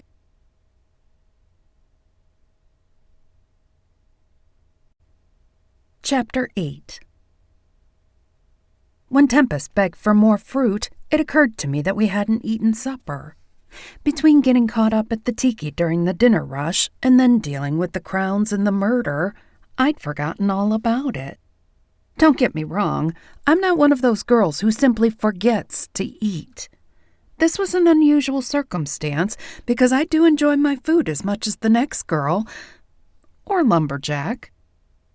We still hadn't heard back from Blake by the time we finished eating, and the stress of the day finally caught up with me. I leaned back in my chair and placed my hands on my full belly. It was 9 o'clock, and I'd been going full tilt since 7 that morning. I don't know about you two, but I'm ready to head back to the house. I'm beat and just want to take a shower and veg for the rest of the evening. Tempest placed a black-tipped white paw to her mouth and let out a belch that would make any high school football player proud. "I'm with you. I didn't even get a single nap all day today." That was a big deal for somebody who took no less than 5 naps a day ordinarily. Colin let out a contented sigh as he popped the last bite of his garlic bread into his mouth. As a werewolf, he had an appetite big enough for 2 people, but apparently the giant porterhouse, loaded baked potato, and salad he'd just packed in had been enough. He put his fist over his mouth to stifle a yawn. "I'm with you, though I don't know how much vegging I have in me. I got up at 5 so I could finish up early and get here while there was still some daylight left. I see a shower and a soft bed in my immediate future." Elena waggled her eyebrows. "Sounds like Destiny has a great evening ahead of her." He cocked a brow and laughed. "She does if her idea of a great evening is to curl up and go to sleep before 9. As much as I'd missed him, exhaustion etched his face, and I had a feeling the bags under my eyes were just as big as his. "That sounds like a perfect evening to me." Elena rolled her eyes. "You two sound like an old married couple, and you've only been dating for what? A year or so now?" I gave her a wry smile. "At this point, it's not the time, it's the miles." Colin put his hand on my knee and squeezed. "Exactly. And besides, now that there's a solid chance that you'll be able to give up the managerial duties, we'll have a lot more time to spend together. You can go back to your regular waitress and bartending schedule and let somebody else handle the rest." Elena's expression turned serious. "I really hope she works out. I know you and Bob say that you don't mind splitting the duties, but you've both worn yourselves ragged. This job is hard enough without trying to do the work of 2 people. We all also realize that you go above and beyond to make sure that Bob doesn't miss any more time with his family than he has to. That makes you a fabulous friend, but it's time for you to take care of yourself." I was so tired that tears sprang to my eyes at the sentiment. I didn't mind doing the work, and I didn't do it for the recognition, but it was nice somebody noticed. She pulled our dirty dishes from in front of us, then made a shooing motion with her hand. "Off with all of you. Go home and get some rest, and I'll see you tomorrow. We have a murder to solve, and I might need your help with a party of 20 showing up for brunch. You need to be fresh." I still had to interview the massage therapists and find out where the prince and princess had been during the time the crowns went missing. All of that was going to have to wait, though. I had a full belly and heavy eyes, and the only thing I was interested in interviewing was the inside of my eyelids. Fate apparently wasn't done with me for the day, though. I just stood up to leave when a large blond man wearing a white uniform rounded the corner of the tiki. Unless I missed my guess, he was a bear shifter. "Destiny?" He directed the question to me because I was the only woman in the bar aside from Elena at that point, but I didn't recognize him. I stepped forward. "Yeah, I'm Destiny. What can I help you with?" He stopped a few feet from me and shifted his weight from foot to foot. "My name is Cornelius. I'm one of the massage therapists who was at the Royal Cottage today. I understand you have some questions for me?" I studied him for a second and sent out a magical feeler to see if I could pick up any sort of emotion. His expression was open and curious, and the only thing I could pick up was a bit of confusion. My guess was he didn't understand why he was there. I do. I wasn't sure how much to tell him, because if the missing crowns weren't already common knowledge, I preferred to keep it that way as long as possible. I wasn't sure how I was going to go about getting the information I needed without asking obvious questions, though. He saved me from my internal debate. "I assume this has something to do with the missing crowns?" So much for him not knowing why I needed to talk to him. Oh well, that made things easier for me. "It is. Did you see the crowns while you were there?" He nodded. "I did. They were on the end of the dining room table sitting right next to the champagne bucket." Colin stepped forward. "Was that when you first got there, or when you left?" That was an excellent question. Since he likely gave the massages in the Queen and King's private bedroom suite, there was a chance the thief had snuck in while they were doing that. "I saw them as soon as we went in. The prince answered the door, and we had to wait in the living area while the king and queen got ready." Okay, so far so good. If they were there on his way out too, we had a narrower window. "What about when you left? Did you see them again?" He scratched his head. "I don't think so. I was carrying my table and my supplies, so I didn't really look that direction. I can't say whether they were there or not." He looked a little worried, so I smiled to reassure him. "That's okay. You've been a big help. I appreciate you searching me out. You went down with a partner, correct?" "I did. Wendy Morris. She's new here, but she seems like a cool chick. This was the first time I'd worked with her, but I've talked to her in staff meetings before. I think she works in the morning. I'm off, though, which is why I wanted to talk to you tonight. You didn't ask, but she was out of my sight the whole time we were there. No way is she the thief." "Thank you," I said, smiling at him. "You saved me some time tomorrow. Are you going to be around in case I have any more questions? I hate to interrupt your plans on your day off, but I'd prefer that anybody directly involved with them yesterday stay on the resort until we get everything sorted." He lifted a shoulder. "My girlfriend and I were going to go to Abaddon's Gate to do some shopping, but we can hold off on that. We're just as happy to take a picnic to the beach." "That would be best, then," I replied. "I'll just take your number if you don't mind." He rattled it off, and I thanked him again, then turned to Colin and Tempest. "All right, you two. Let's get a move on before anything else waylays us. I'm exhausted. I didn't have to tell them twice, and within the hour, we were all in bed, sound asleep.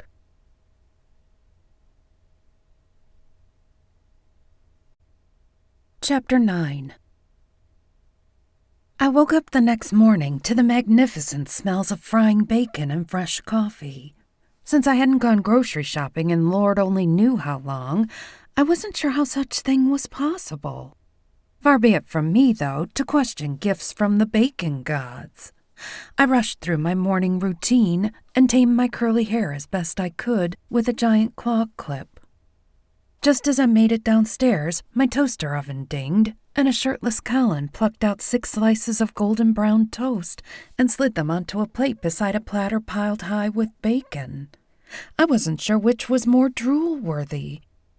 "Hey, beautiful. Hey, beautiful," he said, slathering a liberal amount of butter onto each slice.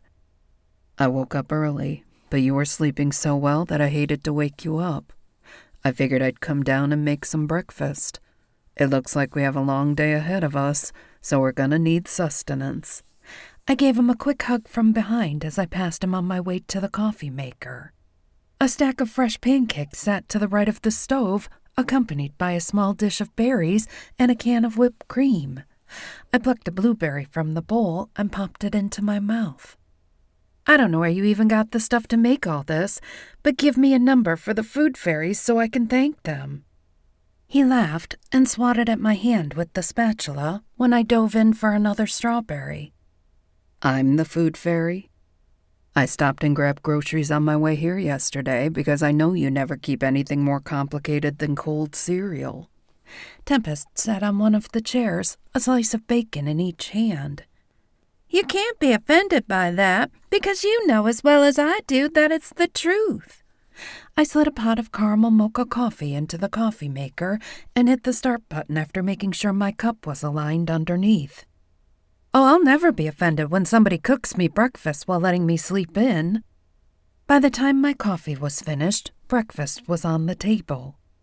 "So what's on the agenda for your day off?" Colin asked, passing me the syrup.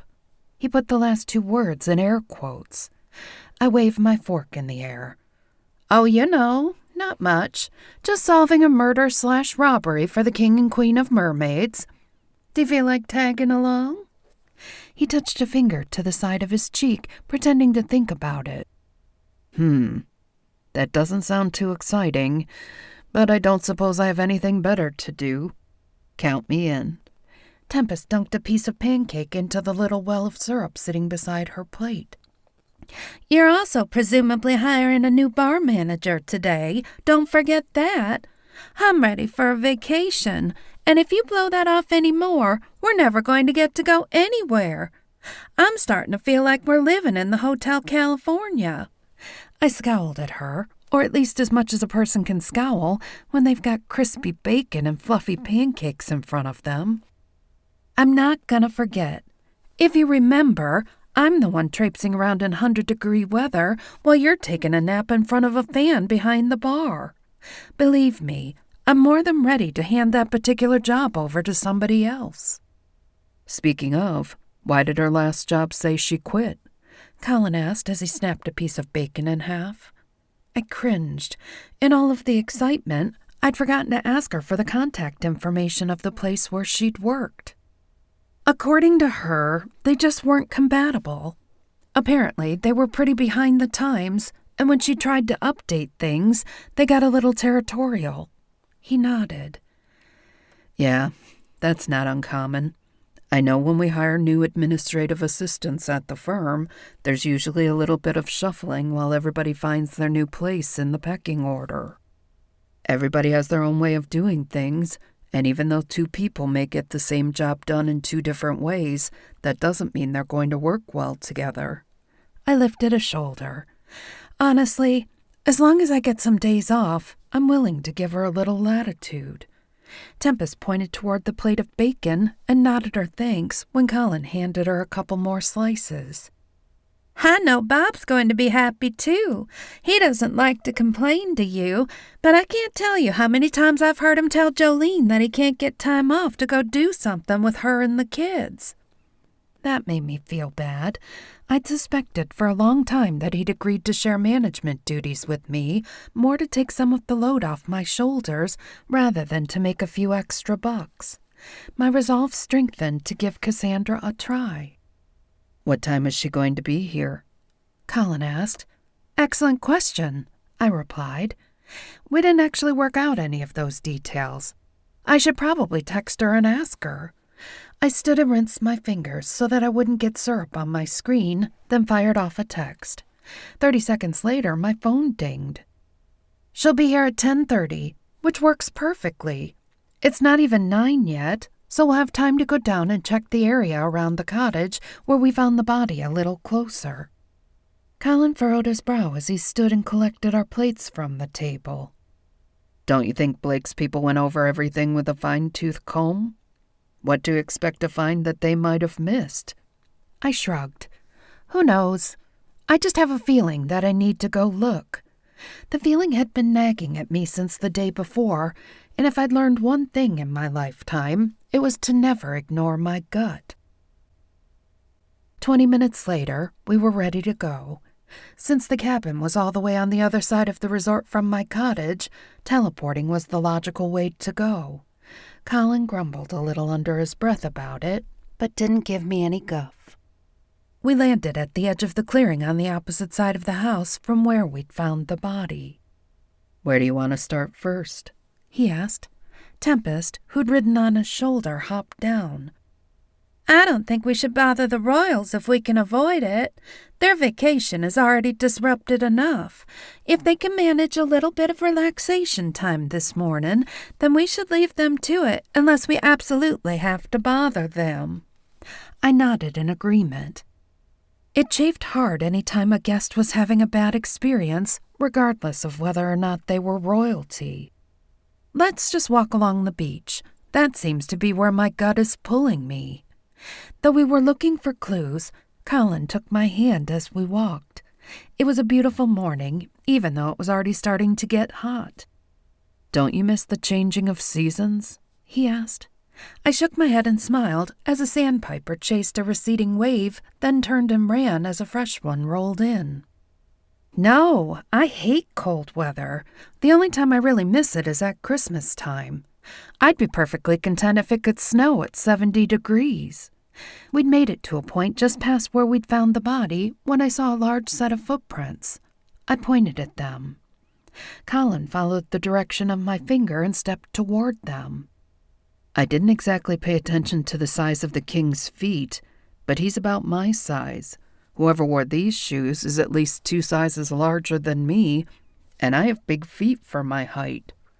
So not the killer, then, I said, both disappointed we hadn't found our guy and relieved he hadn't been this close to the king and queen. Colin shook his head. And not the king, either, Tempest said. As a merman, I can't picture the king or either of his security guards wearing shoes this close to the water. I hadn't thought of that, but it did make sense. They're headed away from the cottage, so let's follow them and see where they go. Is there anything further down the beach? Colin asked. I nodded. Yeah, there are 2 more private cottages this direction. We spaced them out a bit so that they have the feeling of privacy. I'm not really familiar with this end of things since it's fairly new, so I'm not quite sure how far apart they are. We followed the prints for another 5 minutes before we caught sight of the next cabin. Smoke rose from behind it, indicating somebody had built a fire in the pit behind the house. I grabbed Colin's arm and pulled him away from the beach and toward the wooded area. What? He asked. I think it's a good idea if we talk to those guests. Maybe they saw something. That's the thing, I replied, peeking around the edge of the tree and hoping to catch sight of somebody. There's not supposed to be anybody in there right now. We have it listed as empty. I examined the scene a little closer and was both surprised and irritated when I saw the beach chairs and umbrella that had gone missing from the tiki arranged in front of the cottage. Tempest patted me on the leg to get my attention and pointed at them. It looks like we just found where our stuff's been going. Now what are we going to do about it? I bit my lip, thinking. Logic told me that I didn't know who was in there or how powerful they were, so it would be best to call Blake's security team. My temper, on the other hand, wanted to charge forward and yank the thief out of there by his hair. The tracks we'd been following led right up to the cottage, so based on that and the fact that there was a fire burning in the backyard, I was fairly certain we'd caught him at home. That was enough for me. If we waited for Blake's guys, we might miss the chance to nab him. Colin, you sneak around the back and come in from that direction. I'll go straight up to the front of the house. Tempest, you stay back a bit so you can see the bigger picture. If he gets away from us, get them. My little fox liked to live the life of luxury, but when it came right down to it, she was as tough as nails and dirty in a fight. I had confidence she could hold her own, and then some. I hate that plan, she said. I don't like the idea of you going into the house by yourself. I raised a brow. Apparently, she didn't have as much faith in me as I had in her. She rolled her eyes when she saw my expression. Oh, get over yourself. You know as well as I do that we work better as a team. I sighed. Once she set her mind on something, there was no need arguing with her. You'd have better luck debating a stump. Fine. Let's get a move on. I don't want to risk losing them. I don't know if I like the idea of you two approaching from the front. It's wide open, and that leaves you open to attack. You have nowhere to go, Colin said, placing a hand on my arm. Oh, for the love of Pete, I exclaimed. Fine. We'll take the back, and you go in the front. At that point, it didn't really matter to me who went where as long as we got the job done. He nodded, satisfied. You two work your way around back. I'll give you 2 minutes to get in position, then I'll go in the front.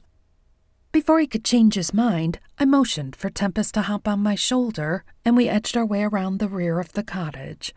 Sure enough, a fire crackled in the pit, and a tall, lanky man with a handlebar mustache sat in yet another beach chair beside of it, holding a stick with a breakfast sausage stuffed onto it over the fire. I pulled my magic to the surface and stepped into the open, noting in the back of my brain that at least I knew where Bob's mustache wax had gone. Nice chair, I said, smirking. I'd guess where you got it, but I already know you 5-fingered discounted it from my tiki bar. He jumped about a foot in the air and dropped his sausage into the fire. I called a ball of blue magic to my palm, and he put his hands up in the traditional sign for surrender. Considering his gaze darted between me and the back of the cabin, I didn't trust him not to run. Rather than take him at his word, I slung my magic toward him. It wrapped around his arms, binding him, and the force of it pushed him back into the chair. I got him! I called loud enough for Colin to hear me. Rather than have to listen to the guy's story twice, I waited. Colin strode around the side of the house, and I shivered at the raw power oozing off him. He may look like a well-groomed city lawyer most days, but he was a werewolf at heart. That ruggedness was always just under the surface. Nice job, he said to me as he moved in front of our prisoner and crossed his arms over his chest. Thanks, I replied, then turned to the thief. Now would be a good time to tell us why you've been stealing from my resort and why you're squatting here. Who are you, and how long have you been here? Sweat beaded the guy's brow, and it wasn't because it was that hot. His blue eyes were wide with fear as his gaze darted between the three of us. Tempest ran up to him and jumped on his lap, paws on her hips, and bared her teeth. She asked you a question. Answer it. I smothered a smile. I was pretty sure the guy had just wet himself. Mark? He replied with a waver in his voice. Mark Simmons? I've been here for a couple weeks. I didn't mean no harm. I just didn't have anywhere else to go. There was no way he should have been able to get past all the wards on the resort, so I needed to know how he'd managed it. How did you get on the property? His face flushed, and he turned his gaze down to his shoes. I came here with some buddies a few weeks ago. It was a 2-week work retreat, but I had a little too much to drink on the 3rd night, and things got out of hand. My boss fired me on the spot. Since I was staying with him back in Atlanta, That left me in a bad spot. I reckon I should have gone back and just dealt with it, but I needed some time to think. We'd been out fishing a couple times, and I seen these cottages down here. I figured it looked like a good place to get my head together. Tempest held up a paw. Wait a minute. Are you telling me you came and just never left? He nodded. That's exactly what I'd done. I pressed my lips together and pushed them to the side, thinking. That's how we missed him. Chances were good that his boss had checked the whole party in when they got here, and when they left, he'd checked them all out. That was a hole in our security I was going to have to fix. Where were you yesterday evening? Colin asked. The guy shrugged as well as he could, with the magical bands wrapped around his torso. Right here. This is where I've been for the last 2.5 weeks when I wasn't up pilfering supplies from the tiki bar. Why? I wasn't sure telling him what had gone down was the right decision, so I just shook my head. It doesn't matter. I need you to come with us, now. He nodded as his shoulders slumped in defeat. I didn't mean to do anything wrong. I just didn't know what else to do. I struggled with feeling sorry for him. For all I knew, he was a really good actor and had killed that guy the day before after they'd fought over the crowns. My gut, however, was telling me a different story. No matter how guilty this guy looked, he didn't do it. That meant we still had a murderer on our hands, but I'd have to deal with that after I took this guy to Blake.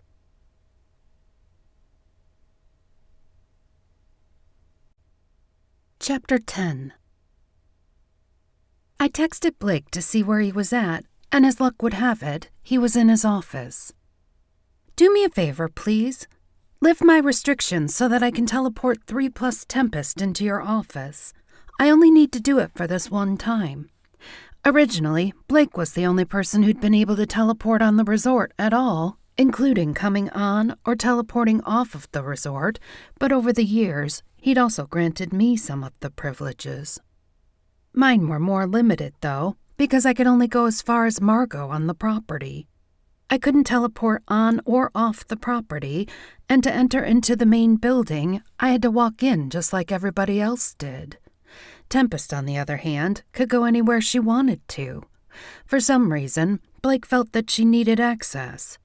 It was a good thing, too, because we'd used that on numerous occasions in emergency situations. Why? He asked.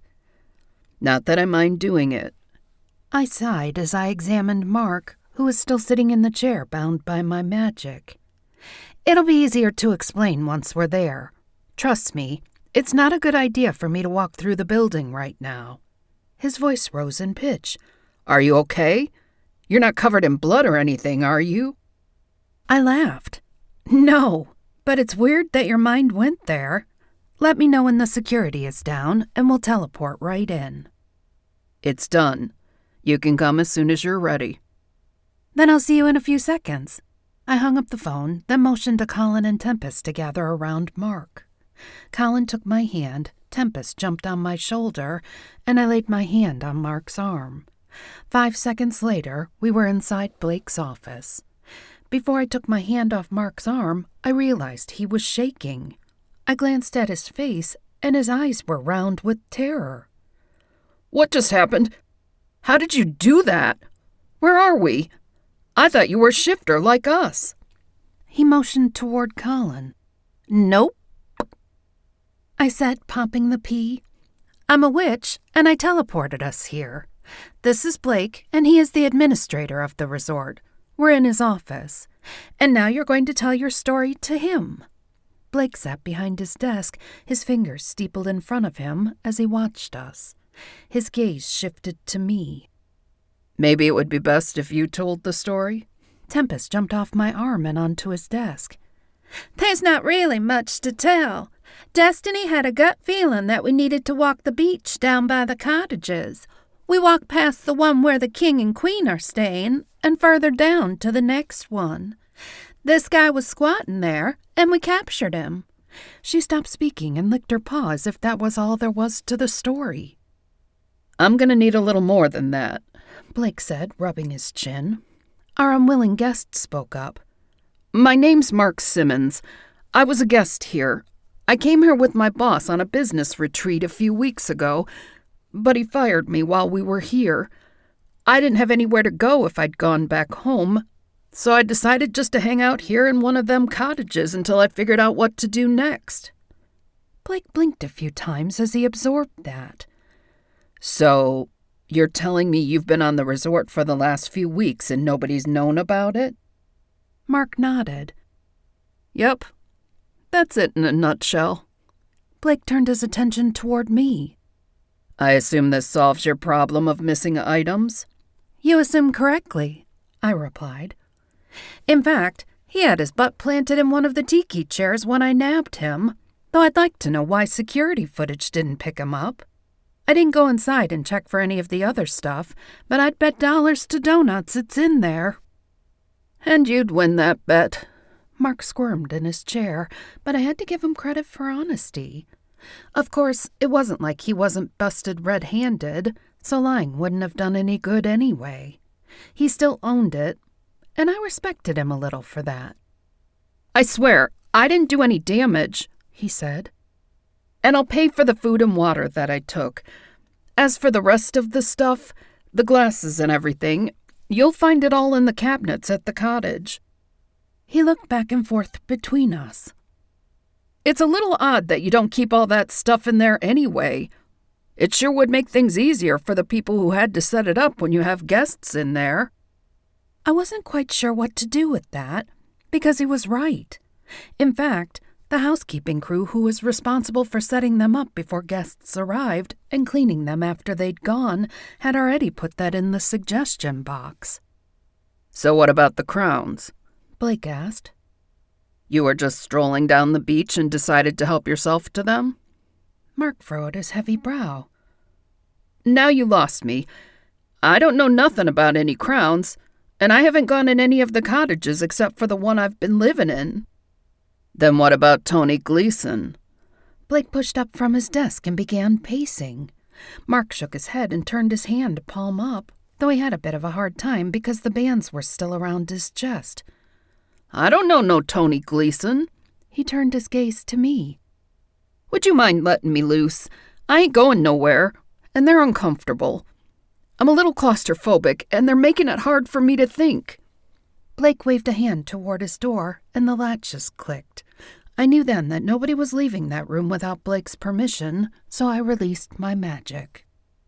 Mark rubbed his wrists, even though they hadn't been bound. "Thanks. Now, maybe you can tell me who this Gleason guy is.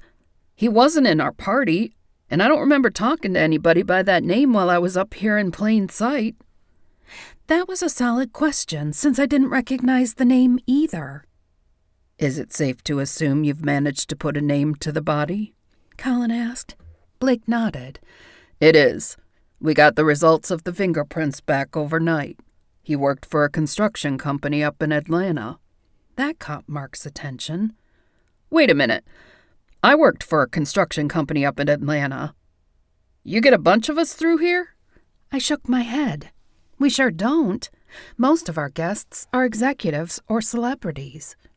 We do have a handful of regulars, but nobody comes here from Atlanta just to have a beer or two. "Do you happen to have a picture of this feller?" Mark asked. I pulled up the least gruesome one I could find from the ones Blake had sent me of the body, then twisted my phone around and showed it to Mark. Confusion etched his face. "His name ain't Tony. That's Benny Eubank. I work with him, and he was down here with us. In fact, he's the reason I got fired." "Maybe you should tell us exactly what happened there," I said, crossing my arms across my chest and leaning against Blake's desk. Anger clouded his expression.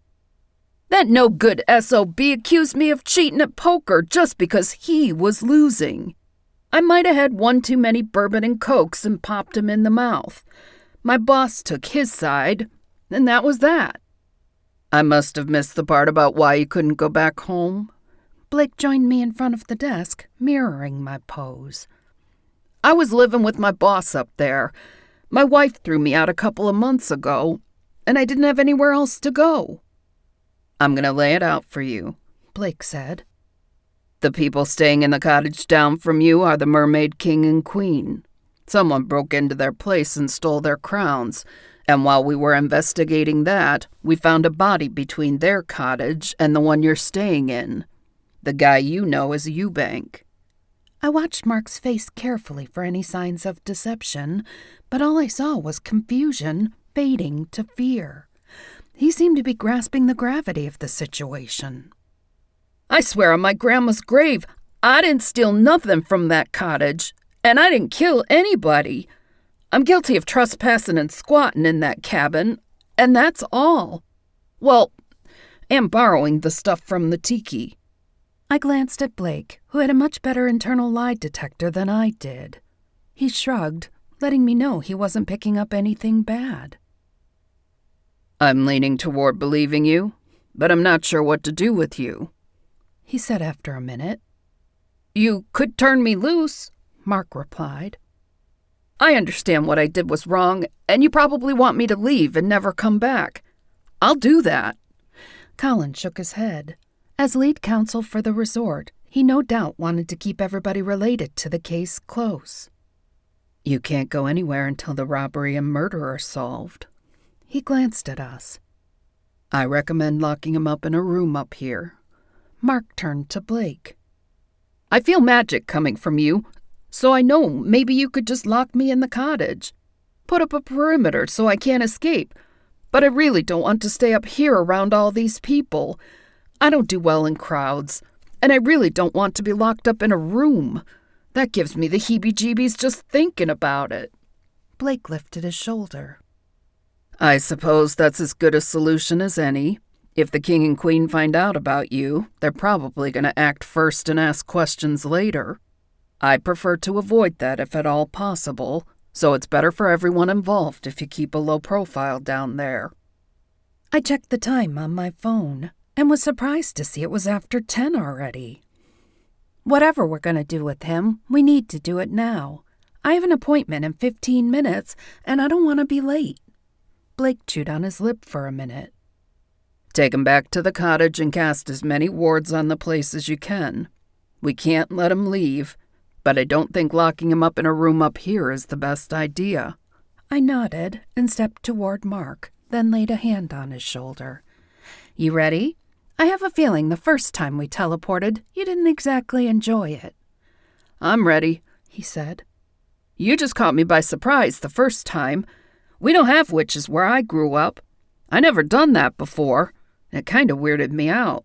I swear, I won't try to escape, and I really appreciate you letting me stay there." Colin shook his head and sighed.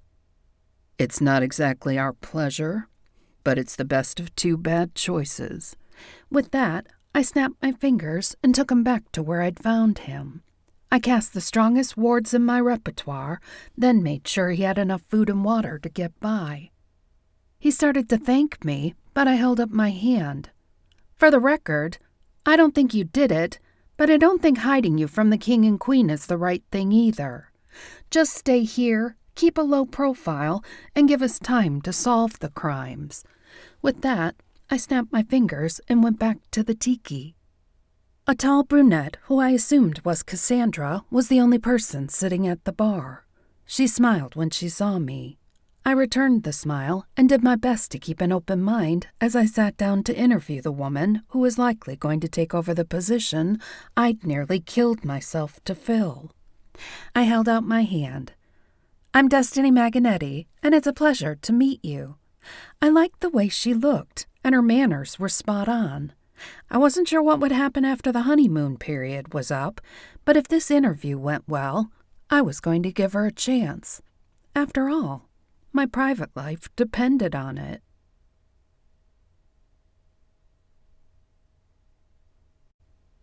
Chapter 11. The interview with Cassandra went better than I could have expected. I found myself liking her in spite of myself. I wasn't sure why I felt so territorial.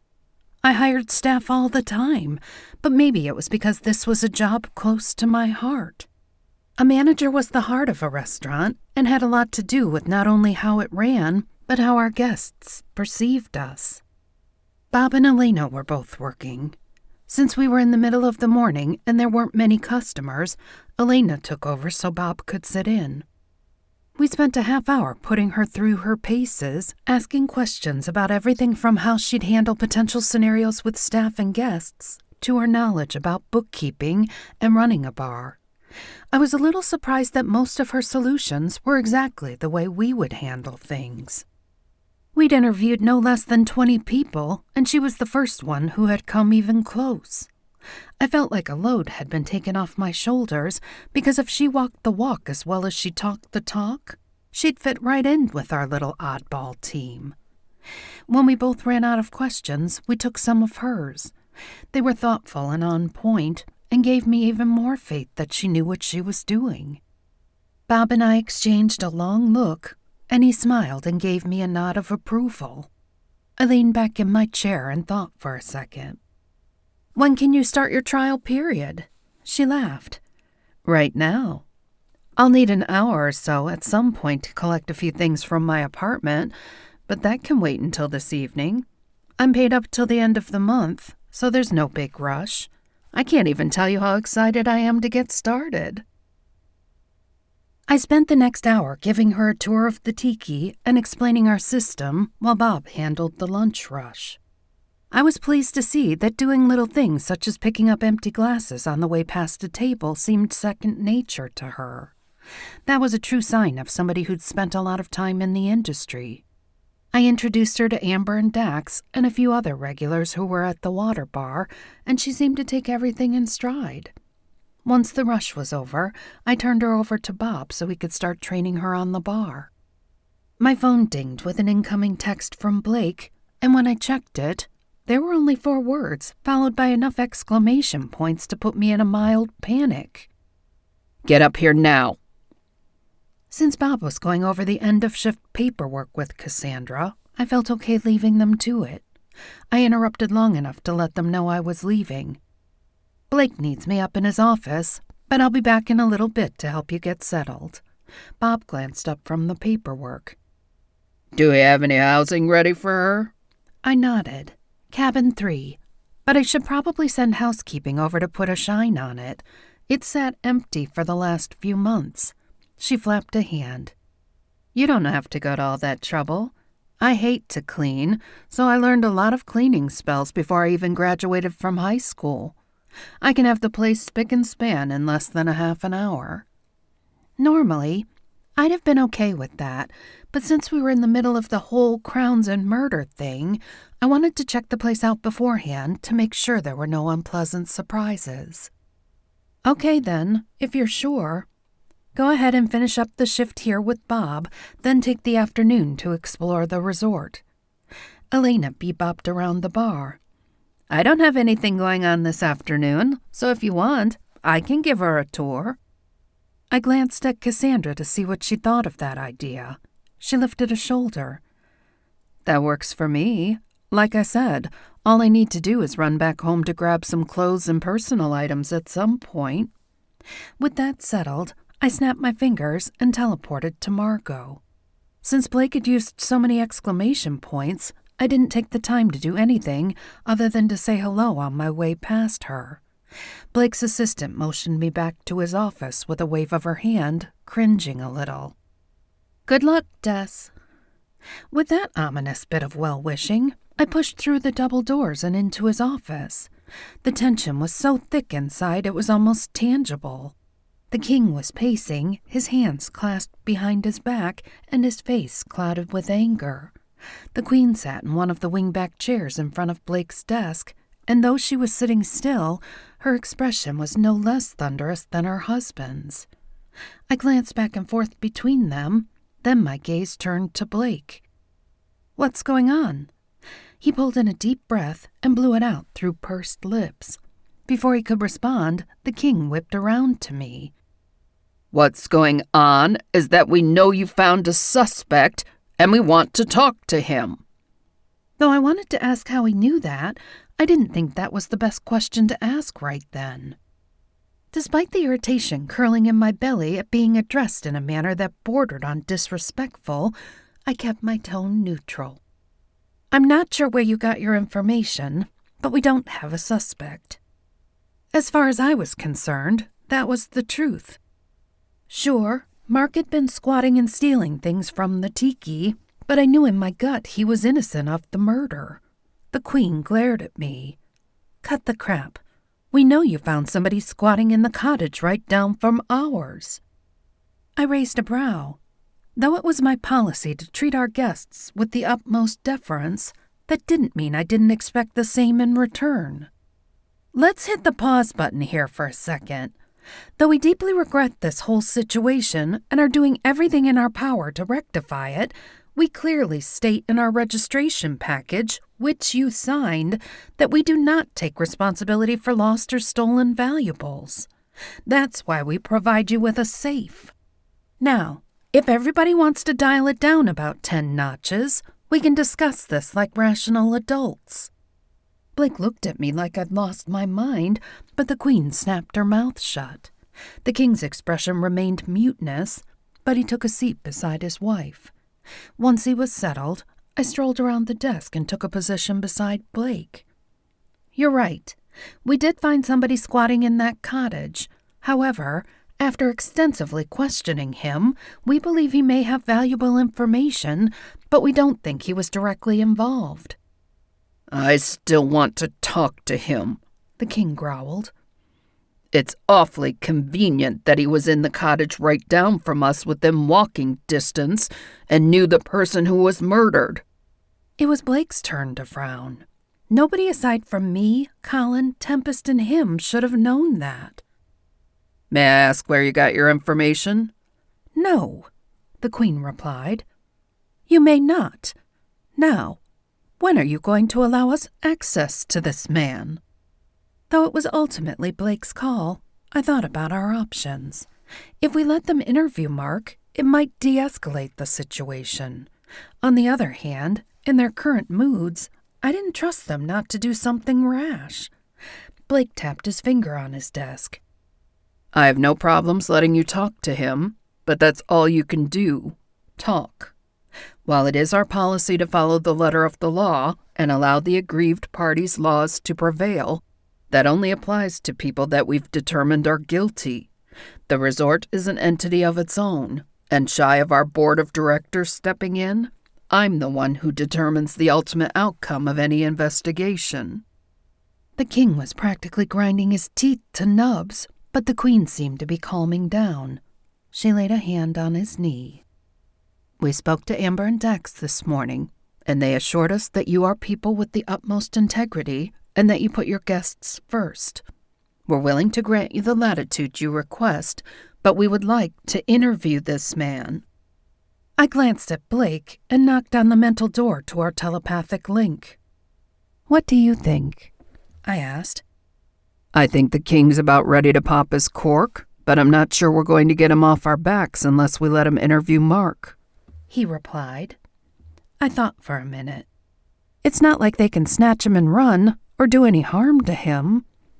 The resort had so many security and protection spells on it that even the most powerful magical creatures couldn't use magic to hurt another guest or flee from inside the main resort.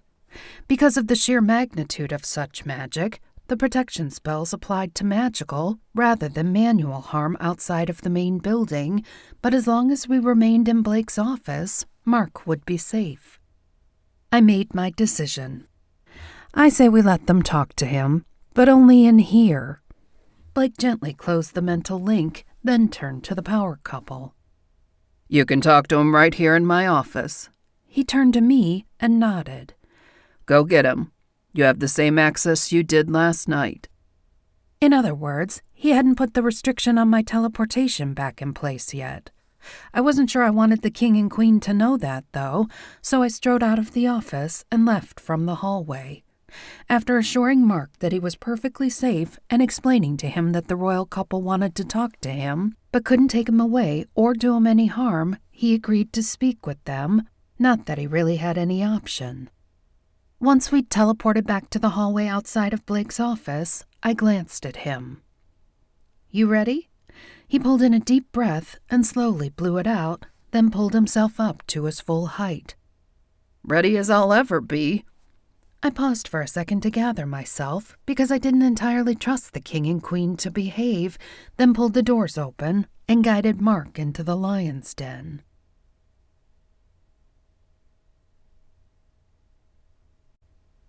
Chapter 12. The interview went about as well as could be expected, and by the end of it, the king and queen were satisfied that Mark wasn't directly involved. However, we did get some info on the rest of the guys he was with.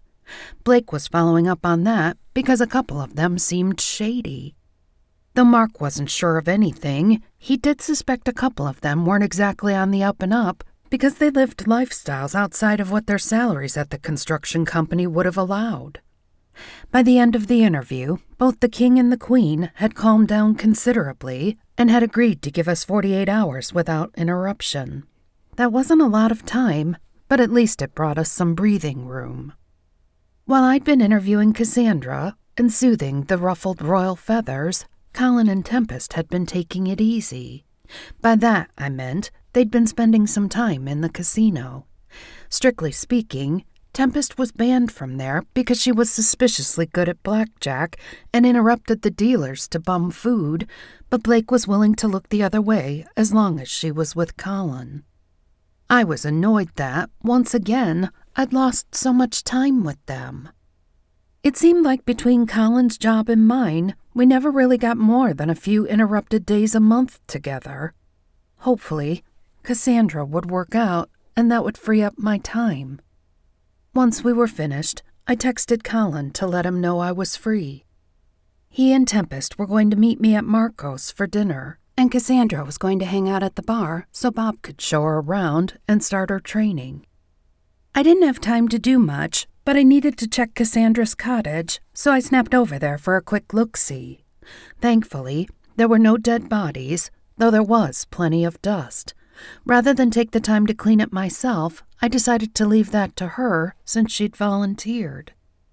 I only had 10 minutes left after doing that before I had to meet Colin and Tempest, so I stopped by my place for a quick change of clothes. Like every other place on the resort, Marco's didn't exactly have a dress code, but it was a nice place and I preferred to dress up just a bit when I went. I'd just finished pulling my hair back into something a little neater than a ponytail when Colin texted and said he needed 20 minutes to take a business call. I decided to use the extra time to check in on Cassandra. "Hey, Destiny," she said when I took a seat at the bar. She looked completely at home as she poured a draft beer. "Hey," I replied. "How's everything going? Settling in okay?" She nodded as she mixed up a rum runner and sat it alongside a draft beer on a tray for Elena. "I am. In fact, I've already made a few changes to the ordering system on the computer. It should streamline things a little." I joined her behind the bar, and she showed me what she'd done. Since that system had been my brainchild, I was a little wary. I did my best to keep an open mind, and when I saw some of the changes she'd made, I realized they were an improvement. In fact, I was a little disappointed in myself that I hadn't thought to do it her way. I stood back after that and watched her interact with the customers. Stan, a Cupid, and one of our regulars laughed and joked with her at the bar. Though he was friendly by nature, it usually took him a minute to warm up to new people. That didn't seem to be the case with Cassandra, though. I slid onto the stool beside him and waited for her to move away and take care of another customer. "What do you think?" I asked. He cast me a sideways glance and grinned.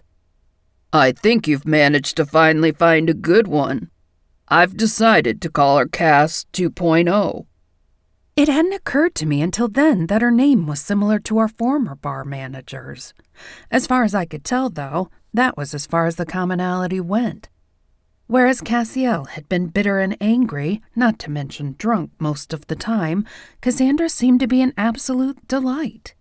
In fact, as I watched her flit around and interact with my regulars, an unreasonable little jab of jealousy poked at me. Giles and Matilda, the couple I'd spoken with the day before, laughed at something she said, and the fairy seemed to have taken to her too. I did my best to smile at Stan. "I hadn't even thought of that. Good one." Since I still had a couple of minutes, I wandered into the office to grab the inventory sheets. I scratched my head when I saw that my desk was clean, organized, and free of the disorganized stacks of folders that usually covered it. I pilfered through the drawers looking for the file I needed, but it was nowhere to be found. A quick glance at my phone told me I only had 5 minutes before I was supposed to meet Colin and Tempest, and I really needed to place that order this afternoon. I about jumped out of my skin when Cassandra touched me on the shoulder. I took the liberty of organizing all those folders. You'll find them in the cabinets, organized by admin stuff, staff, and inventory. I gave her a tight smile and headed to the filing cabinet. Sure enough, everything was in there neat and orderly, and it only took me a second to find the inventory sheets. She'd organized them by date, so the one I was looking for was right on the top. "Wow," I said. "You've been really busy." "Yeah," she replied. "When we slowed down, I figured there was no time like the present." I thought about the changes she'd made to the ordering system as I glanced around the neat, orderly office. I knew I was being irrational, but I couldn't help feeling a little bit like she was Destiny 2.0, then Cass 2.0. "Hey," she said, concern and a little doubt in her expression. "I didn't mean to step out of bounds. I just figured I'd help out. I know you've had your hands full around here, and I want to do everything I can to step into my new role as quickly as possible so that you can have some time to yourself. From what everybody's told me, you've earned it." I did my best to push away the negative feelings because it wasn't fair to her, and smiled, even though my heart wasn't really in it. "No, you did a great job. This is your workspace now, and I'm glad you're here. Now, if you'll excuse me, I'm going to do exactly what you just said and go have dinner with Colin and Tempest." I felt like a jerk when the last thing I saw before I snapped my fingers was the doubt scrawled across her face. As promised, Colin and Tempest were waiting for me outside Marco's. Colin furrowed his brow in concern when he saw me. "You okay? You look all smiley, but I know you well enough to know you're not as happy as you're trying to convince me you are." Tempest tilted her head and examined me. "He's right. What gives?" I shrugged. "It's stupid. Let's just go in and get something to eat. I'm starving." Colin laid his hand on my arm. "Whatever it is, it's not stupid because you're obviously upset about it." That right there was one of the many reasons I loved that man. "It's just that I popped into the tiki to check on Cassandra, and she's already made improvements to the ordering system and has somehow managed to whip the office into complete organization. The customers seem to love her, and Stan's calling her Cass 2.0. She's been here all of one day and has already made the place better than I have in the last year as manager." Tempest cocked a furry brow. "You're right. That's stupid. She's already doing exactly what you hired her to do. You haven't been a full-time manager. You've been a part-time manager, full-time bartender, and also organize all the special events. There's only one you, so I don't get why you're upset that she's done a couple things when that's literally all she has to do. Plus, here you stand, ready to have dinner with us." Leave it to my little fox to call a spade a spade. I clenched my teeth and tried to smile because she was absolutely right. She sighed and hopped onto my shoulder. "Look, why don't we head over to Abaddon's Gate and have dinner there instead of here? It's early enough that we can do a little shopping and maybe stop for some chocolate-covered bacon. We'll grab some of the salted caramels you like, too." "That sounds like an excellent idea," Colin said. "In fact, it can serve double duty. Maybe you can get a hold of Michael and we can ask him about Mark's coworkers. If they're into something shady, maybe he's heard of them." That actually wasn't a terrible idea, and I really did want to get away from the resort for a while. Michael was my brother and worked for the paranormal equivalent of the FBI. He always kept a finger on the pulse of the criminal underworld and might very well be able to help us. I texted Bob and asked if he and his wife Jolene would mind showing Cassandra to her cottage. It wasn't 30 seconds later that he texted back saying it was no problem. With that taken care of, Colin held his hand out to me, and I took it to transport us to the edge of the resort property. A couple of hours wandering the streets of the nearby supernatural town might just give me some much-needed perspective, and it would give us a chance to check into the Crowns and the murder. Win? Win.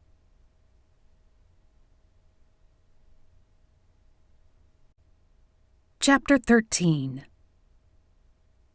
Because Michael was always so busy, getting a hold of him was often like trying to nail Jell-O to the wall. We lucked out this time, though, because he answered on the first ring. "Hey, brother," I said. "You don't happen to be in the gate, do you?" "I need to talk to you about something." His tone was light and happy, which was a recent welcome change from his typical stoicism. I am. I was just on my way to eat, though. I gave Colin and Tempest a thumbs up to let them know he was around. "That's perfect. We actually came over to eat, but I haven't seen you in forever. Are you alone, or do you have a date?" He'd recently started seeing one of the waitresses from our favorite diner, and I didn't want to cut into his personal time since he had so little of it. "I'm on my own this evening. She's visiting family. Would you like to meet me at the diner?" Since we were less than a block from there, and we all loved the food, it was a no-brainer. "We'll be there in 5. If you need longer than that, we'll go ahead and get something to drink and wait on you." He laughed. "I just walked in the door. I'll snag a booth instead of the little two-top I usually eat at." 5 minutes later, we pushed through the doors of the diner, and my stomach rumbled when the tantalizing sense of frying burgers, French fries, and freshly baked bread surrounded us like a warm hug. Michael was waiting for us in a booth in the back corner of the restaurant, and I smiled. I didn't get to spend nearly as much time with him as I'd have preferred, so it was good to see him. We'd no sooner slid into the booth than our waitress showed up to take our order. After she was gone, Michael glanced between the three of us. "Not that it's not amazing to see you, but you said you had something you needed to talk to me about?" "We do, though I'm really glad to see you, too," I replied. I filled him in on everything that had been going on at the resort. He paused as our waitress set our drinks in front of us. When she was gone, he shook his head. "When you stumble into trouble, you sure do it right. We've been looking for Gleason for over a year. An employee robbed a jewelry store, and fingerprints found at the scene were the only way we knew who he was. He's been using an alias. Then a few months later, another jewelry store was robbed in Florida. Same M.O. And we found a partial print there, too. We suspect he had a partner in that one, but we haven't been able to figure out who." "What made you suspect that?" Colin asked as he poked a straw in his tea. "He was careful to take out the security cameras, but a hidden one caught him leaving through the front door and getting into the passenger side of a tan sedan," Michael replied. I rolled my eyes. "Why is it always a tan sedan?" Michael laughed. "It's not. Sometimes it's a black one. Nobody gives a second look at vehicles like that, so I suppose it's the logical choice." Tempest, who had stayed outside to spend some time with Michael's wolf familiar Rocky, slipped through the doors when a Bigfoot couple strolled in. She jumped up onto the booth bench, then made her way onto Michael's lap. "What did I miss? Rocky says you guys have been traipsing all over the country. He wouldn't tell me what for, though." Michael gave her ear a scratch. "That's because it's all super secret, little fox. What you missed is that we've been chasing the guy you found dead for almost a year. He pulled off some big robberies, so it wouldn't surprise me if he's involved in the Crowns deal." "That's all well and good, but he didn't have the crowns when we found him, and he didn't get dead by himself," she replied, reaching for the sippy cup that the waitress had brought for her. "Your keen eye for investigation impresses me," he said, giving her a little nudge so that he had enough room for his plate when it came. She glared at him. "Sarcasm doesn't become you." He raised a brow at her. "Oh, that's right. I forgot that's your forte. But you don't have the market cornered on it." Though anybody listening would think they didn't like each other, the exact opposite was true. It was just the dynamics of their relationship. He'd helped bottle feed her when he had found her and her sisters as kits in the woods behind our house when we were kids, and he loved her as much as I did. For her part, she returned the sentiment and always had a serious crush on Rocky. "Did this Mark guy give you the names of his other coworkers?" Michael asked. I nodded. He did, but if Gleason was using an alias, it wouldn't surprise me if the other ones were too. He worried his bottom lip and thought for a minute. "What are the odds that the room they stayed in has been empty since then?" I lifted a shoulder. We're in slow season, so there's a chance. They stayed in an executive suite, and those aren't rented as much as the regular rooms are. I pulled up the resort app on my phone. I can check if you just give me a second. I scrolled through the booking calendar until I found the suite number the construction company had booked, then pulled it up to see who all had stayed there since then. It looks like we got lucky. Nobody's stayed there since they left. His eyes lit up like they did every time he got a new lead on a case. "I know the resort is its own legal entity, but I really want to catch this guy.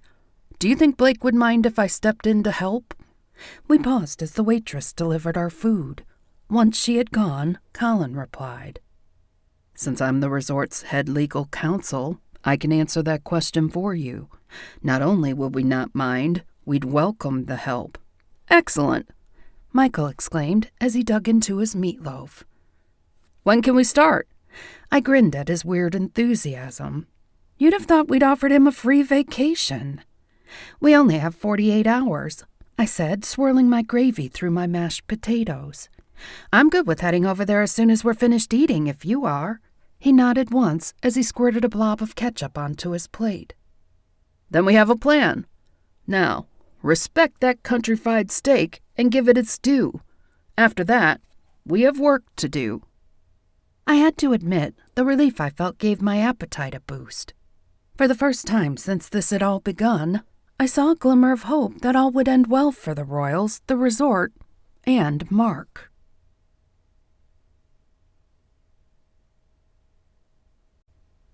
Chapter 14. We finished up dinner and headed back to the resort. My mood was much improved, which was probably helped along by the fact that I hadn't worried about the bar even once since we'd left. Having a new manager was going to be a good thing, and I just needed to wrap my head around it. Blake was in a meeting with the directors, and I wanted to stop by the Tiki and get Dimitri's opinion on Cassandra. He was an excellent judge of character, and as a fairy, he had a little more insight than the average person. It was one of his gifts. The bar was popping when we got there, so we slid onto bar stools and waited for him to have a minute. I was more than a little bit surprised when Cassandra trotted out of the office, made way to the computer, and ran off some reports. "I don't like her," Stephanie said from beside me. I jumped a little bit because I hadn't known she was there.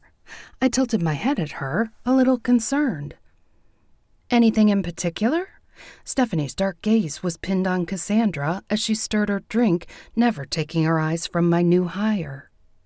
"Everything in particular. She's changing things, and I don't like change.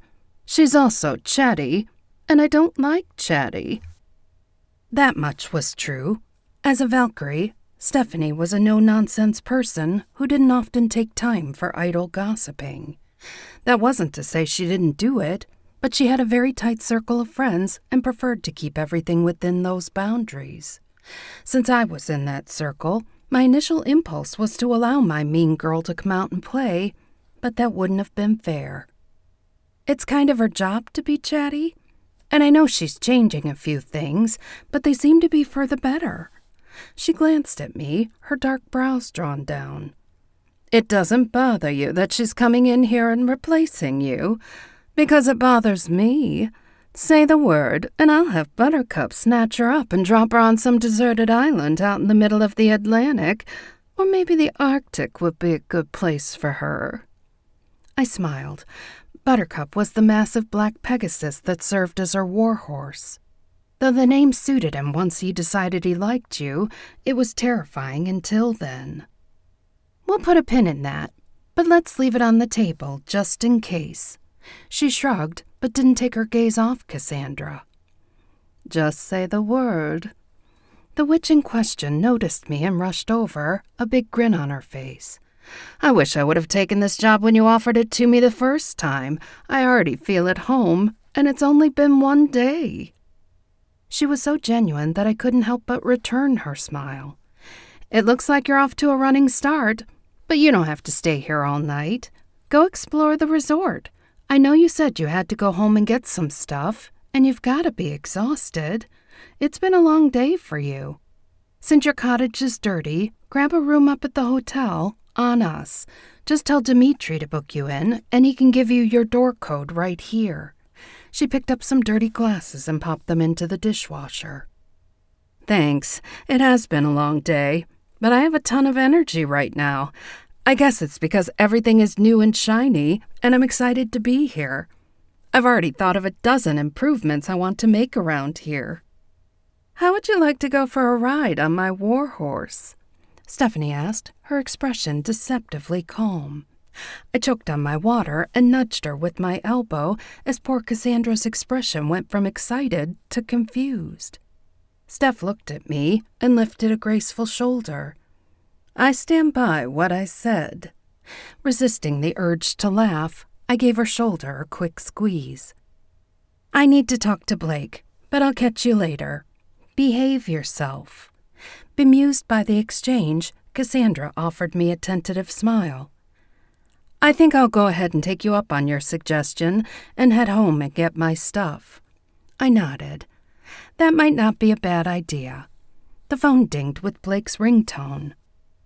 "I have somewhere to be, but maybe we can have drinks Tuesday night if you're not busy," I said to Stephanie. That was her regular night at the resort, and now that I had time, I looked forward to spending some of it with her. She agreed, and I motioned to Colin, Tempest, and Michael. They joined hands with me, and I teleported us all to Blake's office. I kind of hoped he didn't revoke that privilege, because it sure did come in handy. Once we got there, he was waiting outside the doors. He shook Michael's hand. "Glad to have you. Are you ready to go check out the room?" Michael nodded. "I sure am. Destiny showed me the pictures, but I'm at a bit of a loss. Where could the murderer be hiding? I mean, there's nowhere on the resort that could go without being seen, and his boss checked them all out, right?" We stepped onto the elevator that would take us to the executive suites on the floor below. Blake pressed his lips together in consternation.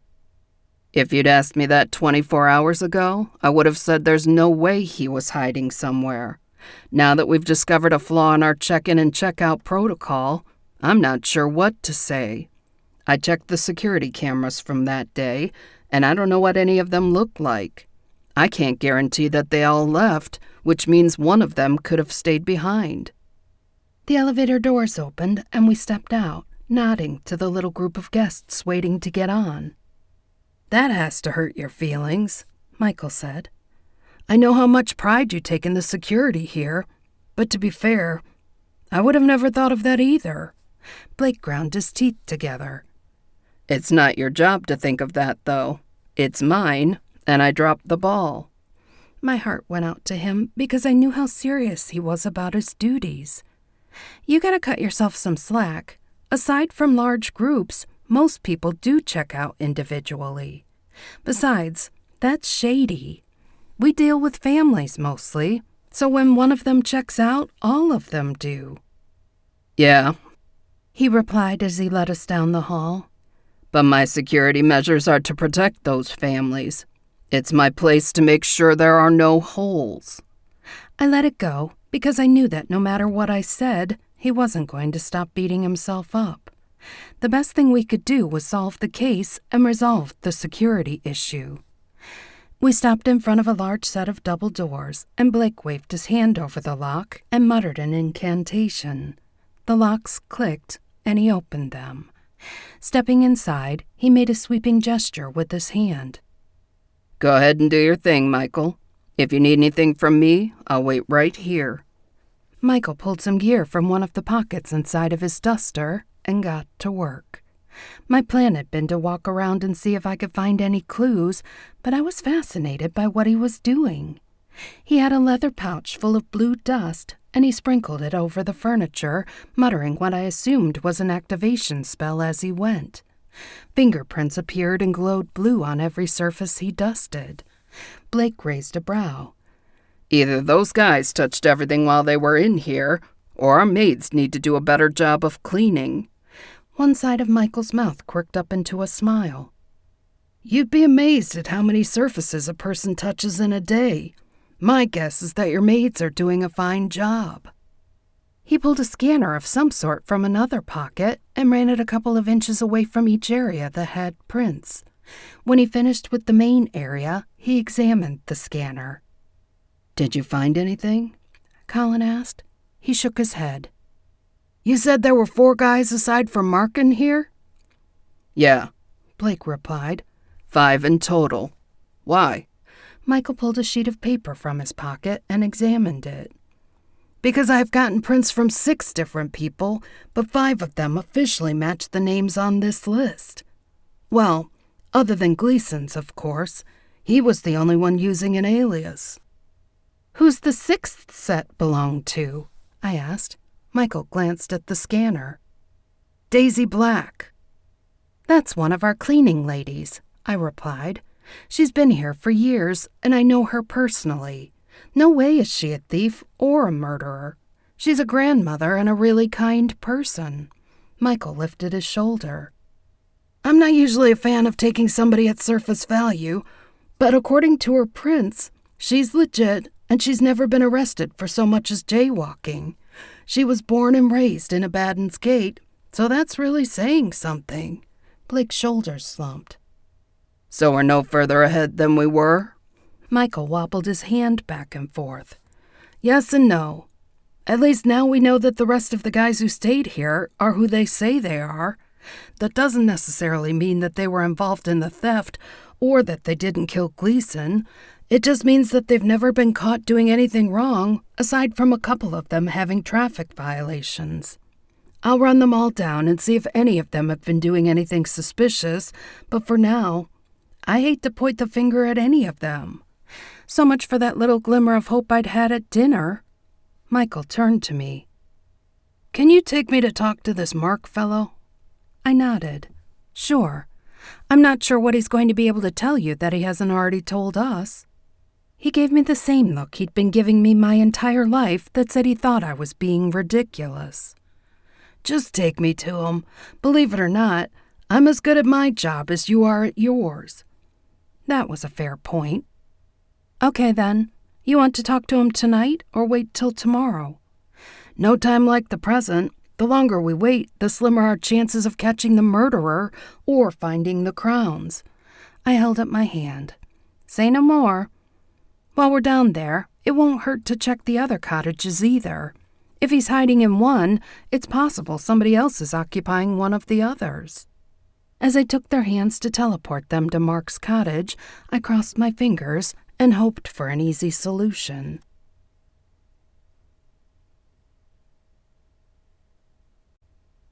Chapter 15.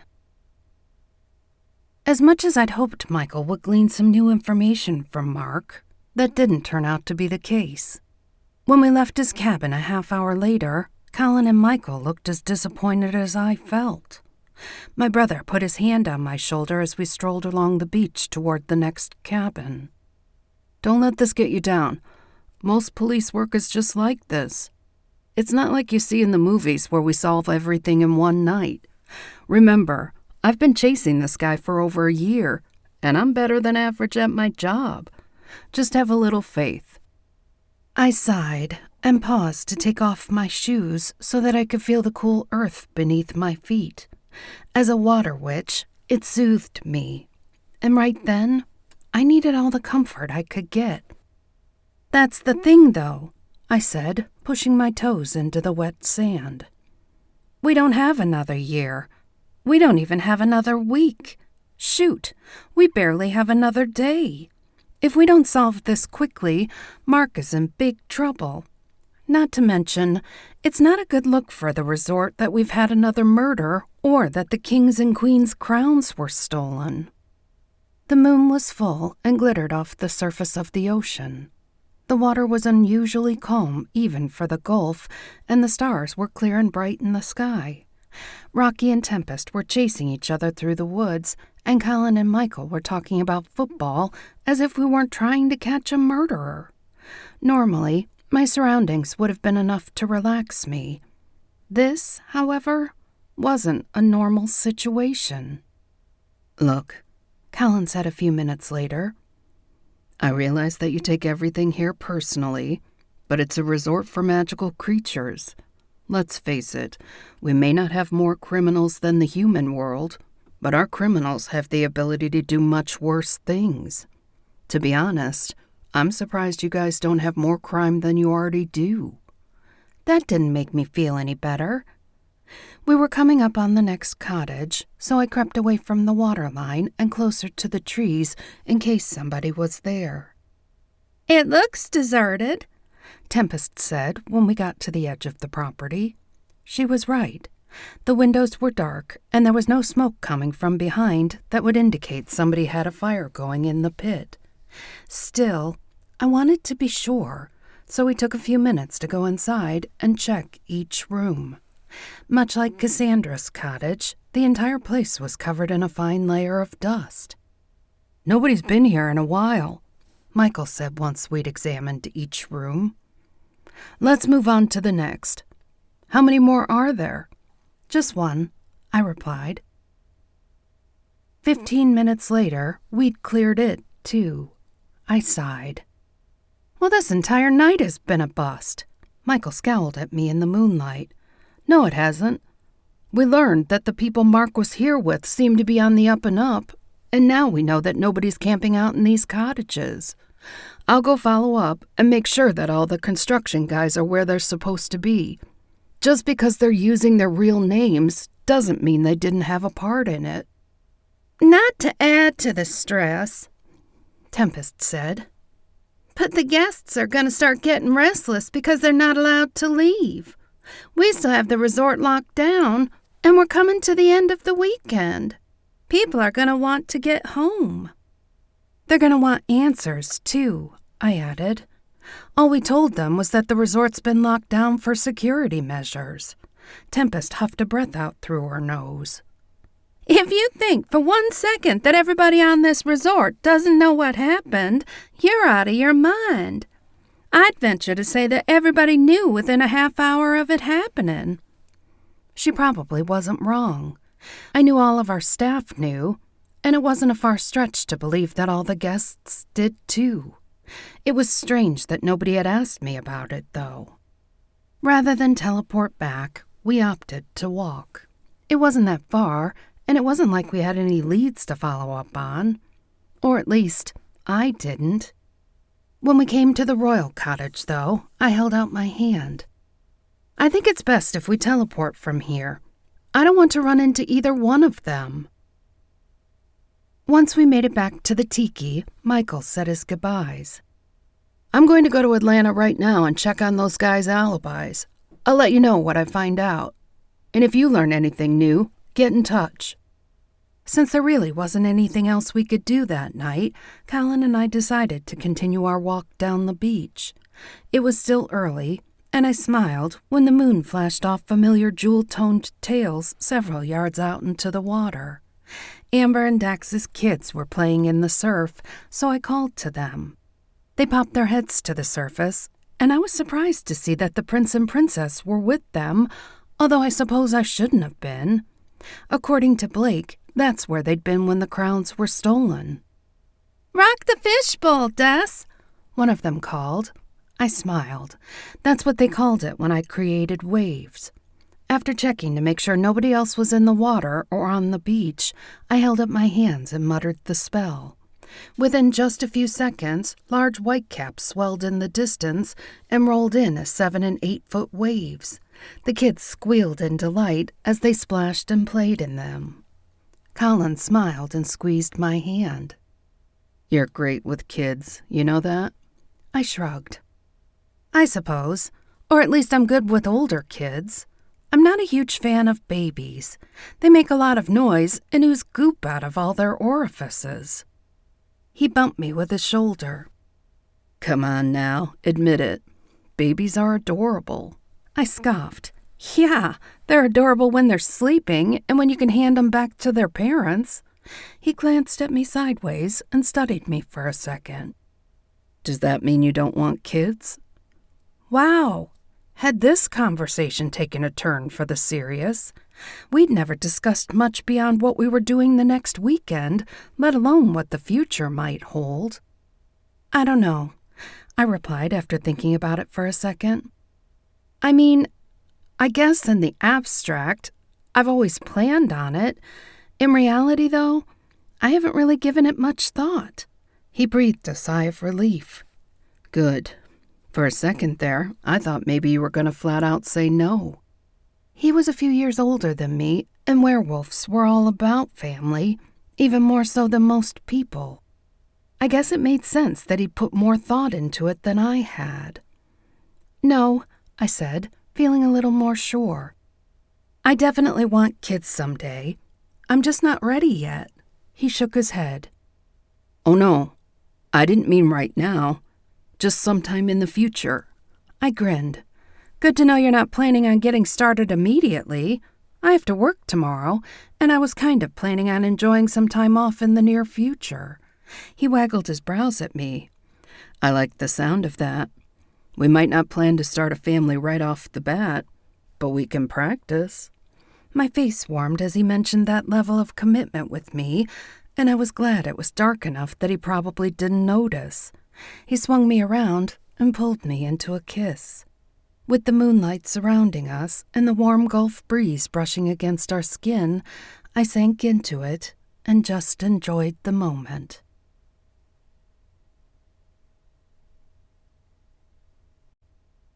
Chapter 16. Since it was still early and we'd slept well the night before, we decided to hit the casino for a little bit. I was glad Colin was there because otherwise I would have been at loose ends. Normally, I was at the tiki wrapping things up. I'd just put another $5 into one of the nickel machines when somebody slid onto the seat beside me.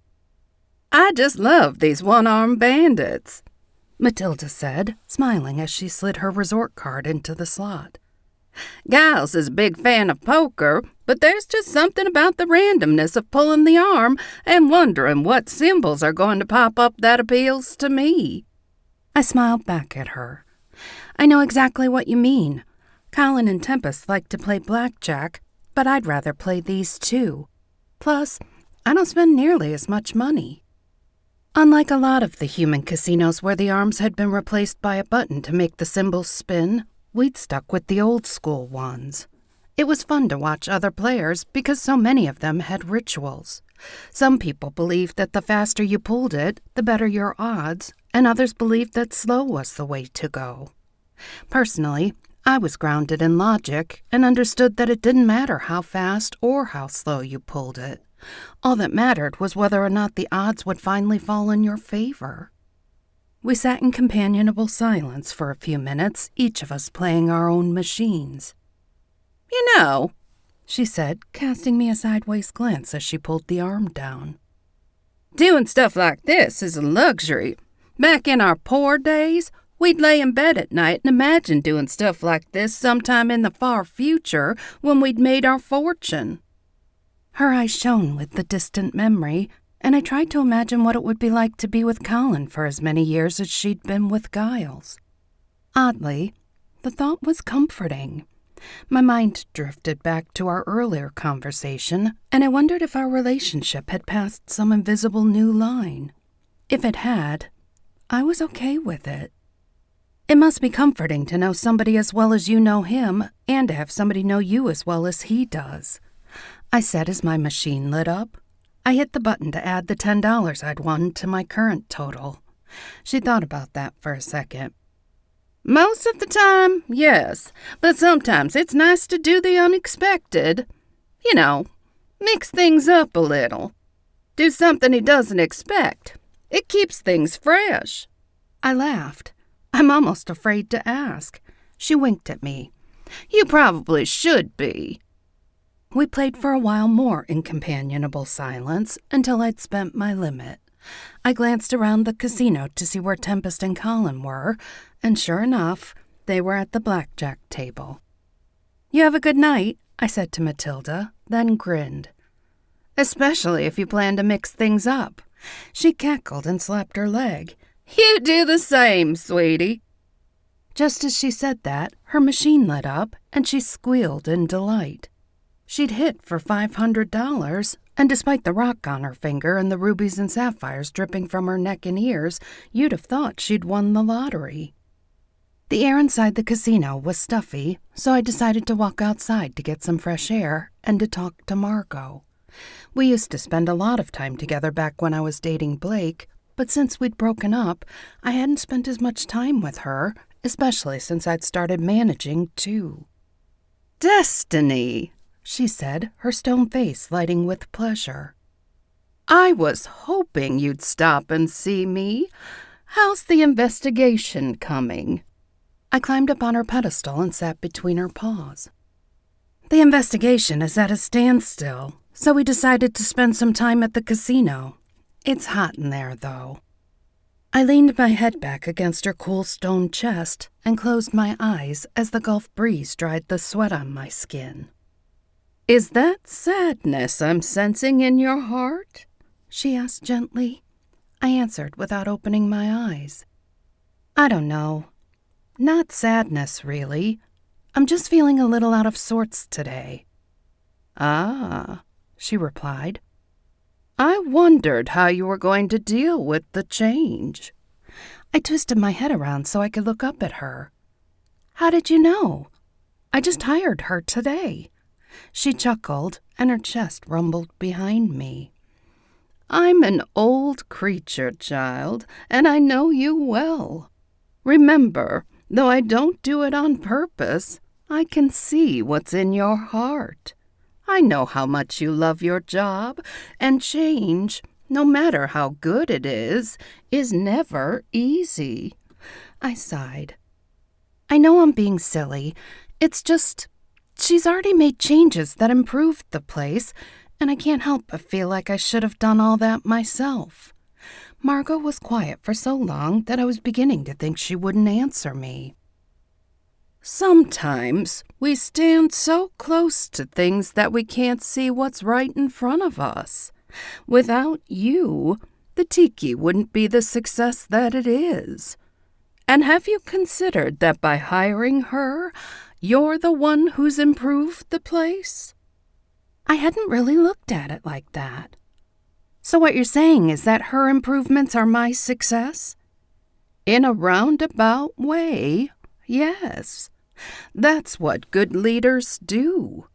It's not a matter of doing it all yourself, because nobody can do that. A good leader delegates. And make no mistake, no matter who's managing that tiki bar, everybody looks to you as the leader. You're not losing anything by hiring her. In fact, you're gaining a lot. That was one of the best things about Margot. She had the wisdom of the ages and always knew just the right thing to say. I sat there with her for a while, just enjoying her company, as we chatted about everything and nothing, and by the time Colin and Tempest came looking for me, I felt like a new woman. I hopped down from her pedestal and laid my hand on her paw. Thanks, Margot. You have no idea how much better I feel. Her stone lips curled into a gentle smile. Of course I do. Remember, I know what's in your heart. Speaking of, Colin said, have you had any luck possibly finding a thief or a murderer? She frowned. No, which annoys me. The only reason I can think of is that either they haven't passed me or the person feels no remorse for doing any of that. In fact, if I'm not picking it up, they don't even think they did anything wrong. That confused me. So wait, You can only tell if they're a murderer if they think it was wrong to do it? She sighed. Not exactly. But what I do isn't an exact science. Usually a person like that has a dark soul. They've been doing horrible things for so long that there's no humanity left in them. Or in the case of a newly minted murderer or criminal, they're still riding the high of doing it. That leaves a black mark in their hearts that I can pick up on too. As far as I know, nobody here is like that. Just trying to think that through bent my brain a little. If it makes you feel any better, we haven't been able to find anything that indicates they're still here either. The thing is, though, they almost have to be. Blake locked the place down as soon as we realized they were missing, and nobody has left between the time they were stolen and when he did that. Maybe it's time to shake things up, then, she said. What do you mean? Colin asked. I mean, start letting them leave. I frowned. If we let them leave, the crowns will go with them. She tilted her head at me. Will they now? It seems to me that gives you the perfect opportunity to catch the thief. They're not going to leave them here, so they have to have it on their person when they go through the portal. I slapped my forehead. Margot, you're brilliant. Colin rubbed the back of his neck. I'm afraid I'm not catching on. How exactly are we going to catch them? Set up checkpoints, she replied. It states right in the regulations that we have the right to search property in person. Why not do it as they're leaving? I pulled out my phone and fired off a text to Blake. It was the best idea we had, and I was a little disappointed that we hadn't already thought of it. Within just a minute or two, he replied. As of the following morning, he was going to let everybody start to leave. It was possible that we'd have the crowns or our killer by lunch.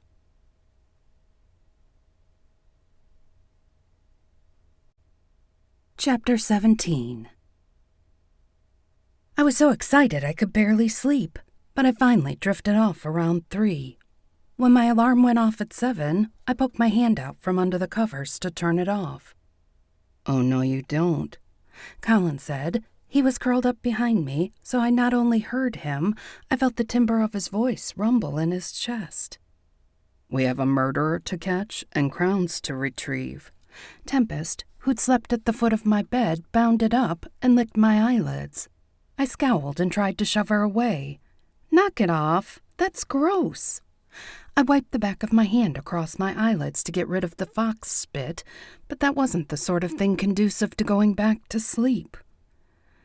Come on, sleepyhead, Colin said, pulling the covers back. You get up and get ready, and I'll go make us some coffee. After splashing some water on my face and getting dressed, I felt a little more human. I padded barefoot to the kitchen, where Colin shoved a steaming cup into my hand. The luscious fragrance of chocolate and caramel rose from the mug, and I took a careful sip. I nearly groaned in pleasure. It was perfectly sweetened and just the right temperature to drink without burning my lips off. Thank you, I said, rising on my tiptoes to give him a kiss. You're welcome, he replied, returning it, then swatting me on the butt. I'm gonna go get dressed, then we'll head up to the resort. While he did that, I sipped my coffee and scrolled through my messages. Michael had texted after I'd gone to bed to say that all the guys were where they were supposed to be. He was going to talk to the boss and would get back to me if he learned anything. By the time we made it up to the main resort, Blake's security guys were already on standby near the banks of portals. Though there were several entry and exit points situated around the Enchanted Coast, he'd only opened the main ones in the resort lobby. People were already in line, grumbling as they opened suitcases, trunks, and valises so that the security guys could search them. This is an outrage, a dowdy old witch bellowed as a security guy roughly the size of a refrigerator searched as delicately as he could through her trunk. I demand to speak to management. I cringed a little but stepped forward. I wasn't technically a manager, but I was as close to a second-in-command as Blake had.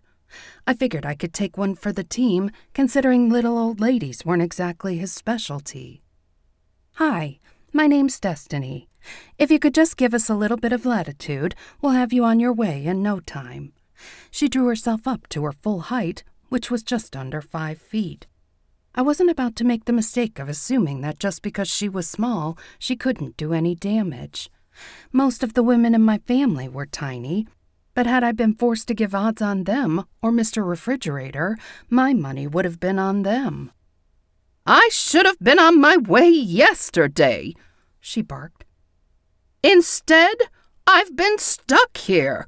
Now that I've finally been given permission to go home, I've been informed that the only way to do it is to let this pervert, she poked the poor security guy with a short, pudgy finger, tiptoe through my fine washables. It's an outrage is what it is. I pasted on my pleasant professional smile, but before I could get a word out, she shook her finger at me. I recognize that expression. You're about to blow some kind of smoke up my butt to convince me that just because you gave me a free dinner last night and offered me a coupon for one free night in the future, that I should forgive the inconvenience. Hogwash! Since that had been exactly what I was about to say, I snapped my mouth shut. Colin stepped forward, catching Tempest before she could fly at the old bat. "We do understand what an inconvenience this has been," he said, "and it was gracious of you to give us the latitude we needed in order to bring justice to another guest. I'm sure you find that reassuring, because now you know that if you ever have a problem at the Enchanted Coast, we'll pull out all the stops for you." She huffed in a self-righteous breath out through her nose. I would never have a problem like this because I know better than to bring my fine jewels on vacation with me. And what little I do bring, I put in the safe. Seems to me a king and queen should know better than to just leave their crowns laying around where anybody can pick 'em up without so much as a how do you do. I choked back a laugh and did my best to keep a straight face. If she weren't being such a pain in my butt at that moment, I would have liked her, and it wasn't like she was wrong. "I beg your pardon?" I cringed when I recognized the Queen's outraged voice. The little old witch slammed her fists on her ample waist and glared at the willowy figure barreling down on her. I think you should. If you were able to keep hold of your belongings, I wouldn't have been stuck here an extra day. The security guy snapped her suitcase shut, and I sighed with relief. I stepped between them and put my hands out. "Okay, ladies, let's try to keep it civil. Nobody here is at fault, so let's just try to make the best of a bad situation." The old lady narrowed her eyes and took the full measure of the Queen. It didn't take a psychic to realize she found the woman lacking, but to her credit, she snatched up her suitcase and headed toward the portal without another word. I turned to the Queen. "I'm sorry." She held up her hand and interrupted me.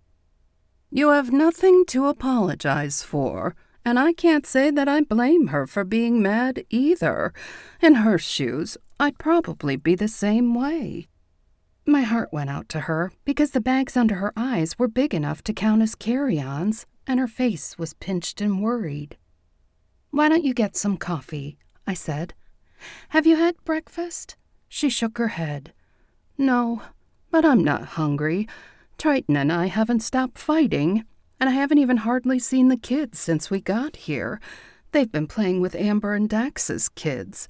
That's a blessing, I suppose, but I was really looking forward to some family time." I reached out and put a hand on her arm, even though she didn't take her eyes off the line of people steadily making their way through the portals. "Standing here watching isn't going to help. Go get some caffeine. For that matter, Colin and I will go with you. I could use a second cup myself, and there's not really much I can do here either." She sighed. "I suppose you're right. This just feels like a nightmare that's never going to end. If we don't get those crowns back, I don't know what we're going to do. It will essentially be the end of our rule, and our world will fall into chaos." I hadn't really thought about what would happen if we didn't recover the crowns, but now that I did, I could understand her anxiety. I also didn't blame her. Even though they weren't locked up like they should have been, it was a simple mistake. Everybody made them. We'll get them back, I promise. With that, I guided her around the people waiting to be searched until she froze in her tracks. I looked up, trying to figure out what had stopped her. She dug her nails into my arm so hard I was pretty sure she'd drawn blood. All I saw was Matilda waving at me, her smile bright. "That's my ruby!" the queen virtually screeched as she took off toward my new friend. Matilda's eyes grew round, and her hand fluttered to her chest. I put my hand on the queen's arm, but she was like trying to stop a freight train. She slid to a halt in front of Matilda, then reached out and tried to snatch the ruby necklace from around her throat. Matilda blasted her with a ball of energy, then bolted forward toward the banks, elbowing people out of the way as she went. "Don't just stand there!" the queen barked at me. "Get your security guys! Her necklace! That's the ruby from the center setting of my crown!" Her words finally penetrated my brain, and I motioned for security to surround the woman who was almost to the portal. If she made it, she'd be gone. Matilda blasted her way through the rest of the line and dove toward the open door of the portal. I pulled my magic to the surface and did the only thing I could think to do. I summoned a lasso of energy and threw it. At the very last minute, it wrapped around her ankle and jerked it tight. Matilda fell to the ground with a full face plant, and I jerked my magic toward me, dragging her backward on her belly along with it. The queen bolted forward and flipped Matilda over so she was on her back. The same ruby necklace that she'd been wearing the night before gleamed on her chest, and she put her hand up to cover it. The queen was having none of it, though. She looped her fingers through the chain and gave it a vicious jerk. The stone glowed and pulsed once it made contact with Muriel's fingers, and tears ran down her cheeks. "She's destroyed it! The crowns are no more!" It was then I realized Giles wasn't with her. Her husband. Where's he at? The queen didn't even look at me. "Didn't you hear me? My crown is destroyed and my kingdom will fall." I waved a hand at her dramatics.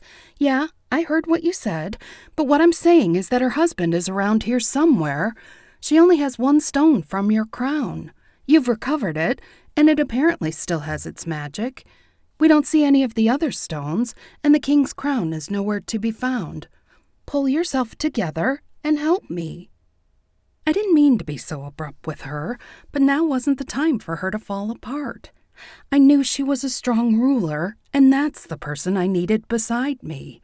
Fortunately, it seemed to work. She blinked as if I'd slapped her, then pushed to her feet and examined Matilda. "The diamonds in her ears go in my crown as well. So do the sapphires on her fingers." "See?" I said, trying to infuse as much urgency into my voice as possible. "All is not lost yet. We still have to find her husband. I'll bet you anything he has the rest of them and the king's crown." Though Matilda had disrupted one of the portals, the other continued to function with a steady flow of guests leaving through them. "Shut them down!" I yelled to the security guys as I bound Matilda with the same magical bands I'd used on Mark. "Nobody else is allowed to leave." Discontent flowed through the crowd, and people started shouting and complaining. I clapped my hands and muttered a spell to silence them. I wasn't a big fan of using my magic on people like that, but right then, I didn't have the luxury of being nice. I could apologize later. A small ripple was moving through the crowd toward the portal furthest away from me. A blast of blue light struck the security guy in the chest, and the doors to the portal swung open. "Oh, no, you don't!" I yelled. I teleported to him, thanking the stars that Blake hadn't rescinded that privilege yet. Before he could process I was standing in front of him, I had him bound in magical manacles. I snatched his suitcase and flung it open, and a bag of jewels flew out. "Where are the crowns that they go in?" I fixed him with a glare that let him know I was in no mood to argue. He pressed his lips together, and I jabbed him with a bolt of electricity. He yelped. "Don't make me ask you again." I drew my finger back to shock him again, and he held his hand up. "They're under the bed in our suite. We figured they'd be safe hidden there long enough for us to get away." "And what about the murdered guy down by the beach?" I figured I might as well wrap it all up while we were sitting there. He shot his gaze toward his wife. "That was all her. It was her nephew twice removed or some convoluted hillbilly crap like that, and he wanted more than they originally agreed on. He tried to run away with the crowns, and she snatched them out of his hand. When she did, he fell and hit his head on a rock. It was an accident." I closed my eyes and rubbed my forehead, then looked around for Tempest. I found her sitting on Matilda's chest, her teeth bared. "You better go get Blake."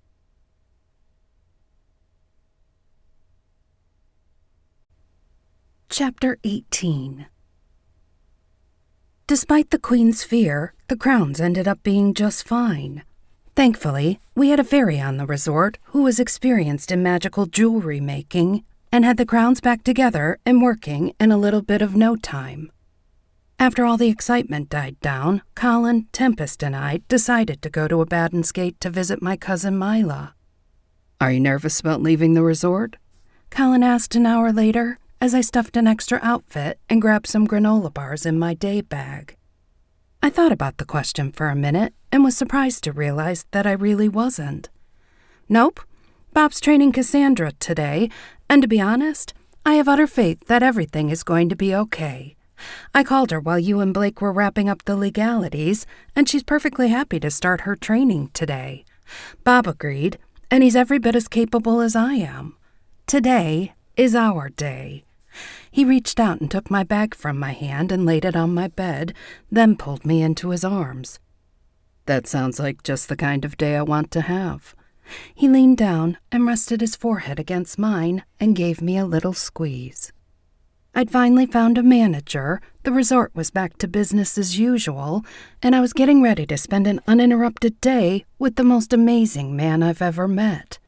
We'd also made plans to go spend Thanksgiving with his parents and Christmas with mine. Life didn't get any better than that.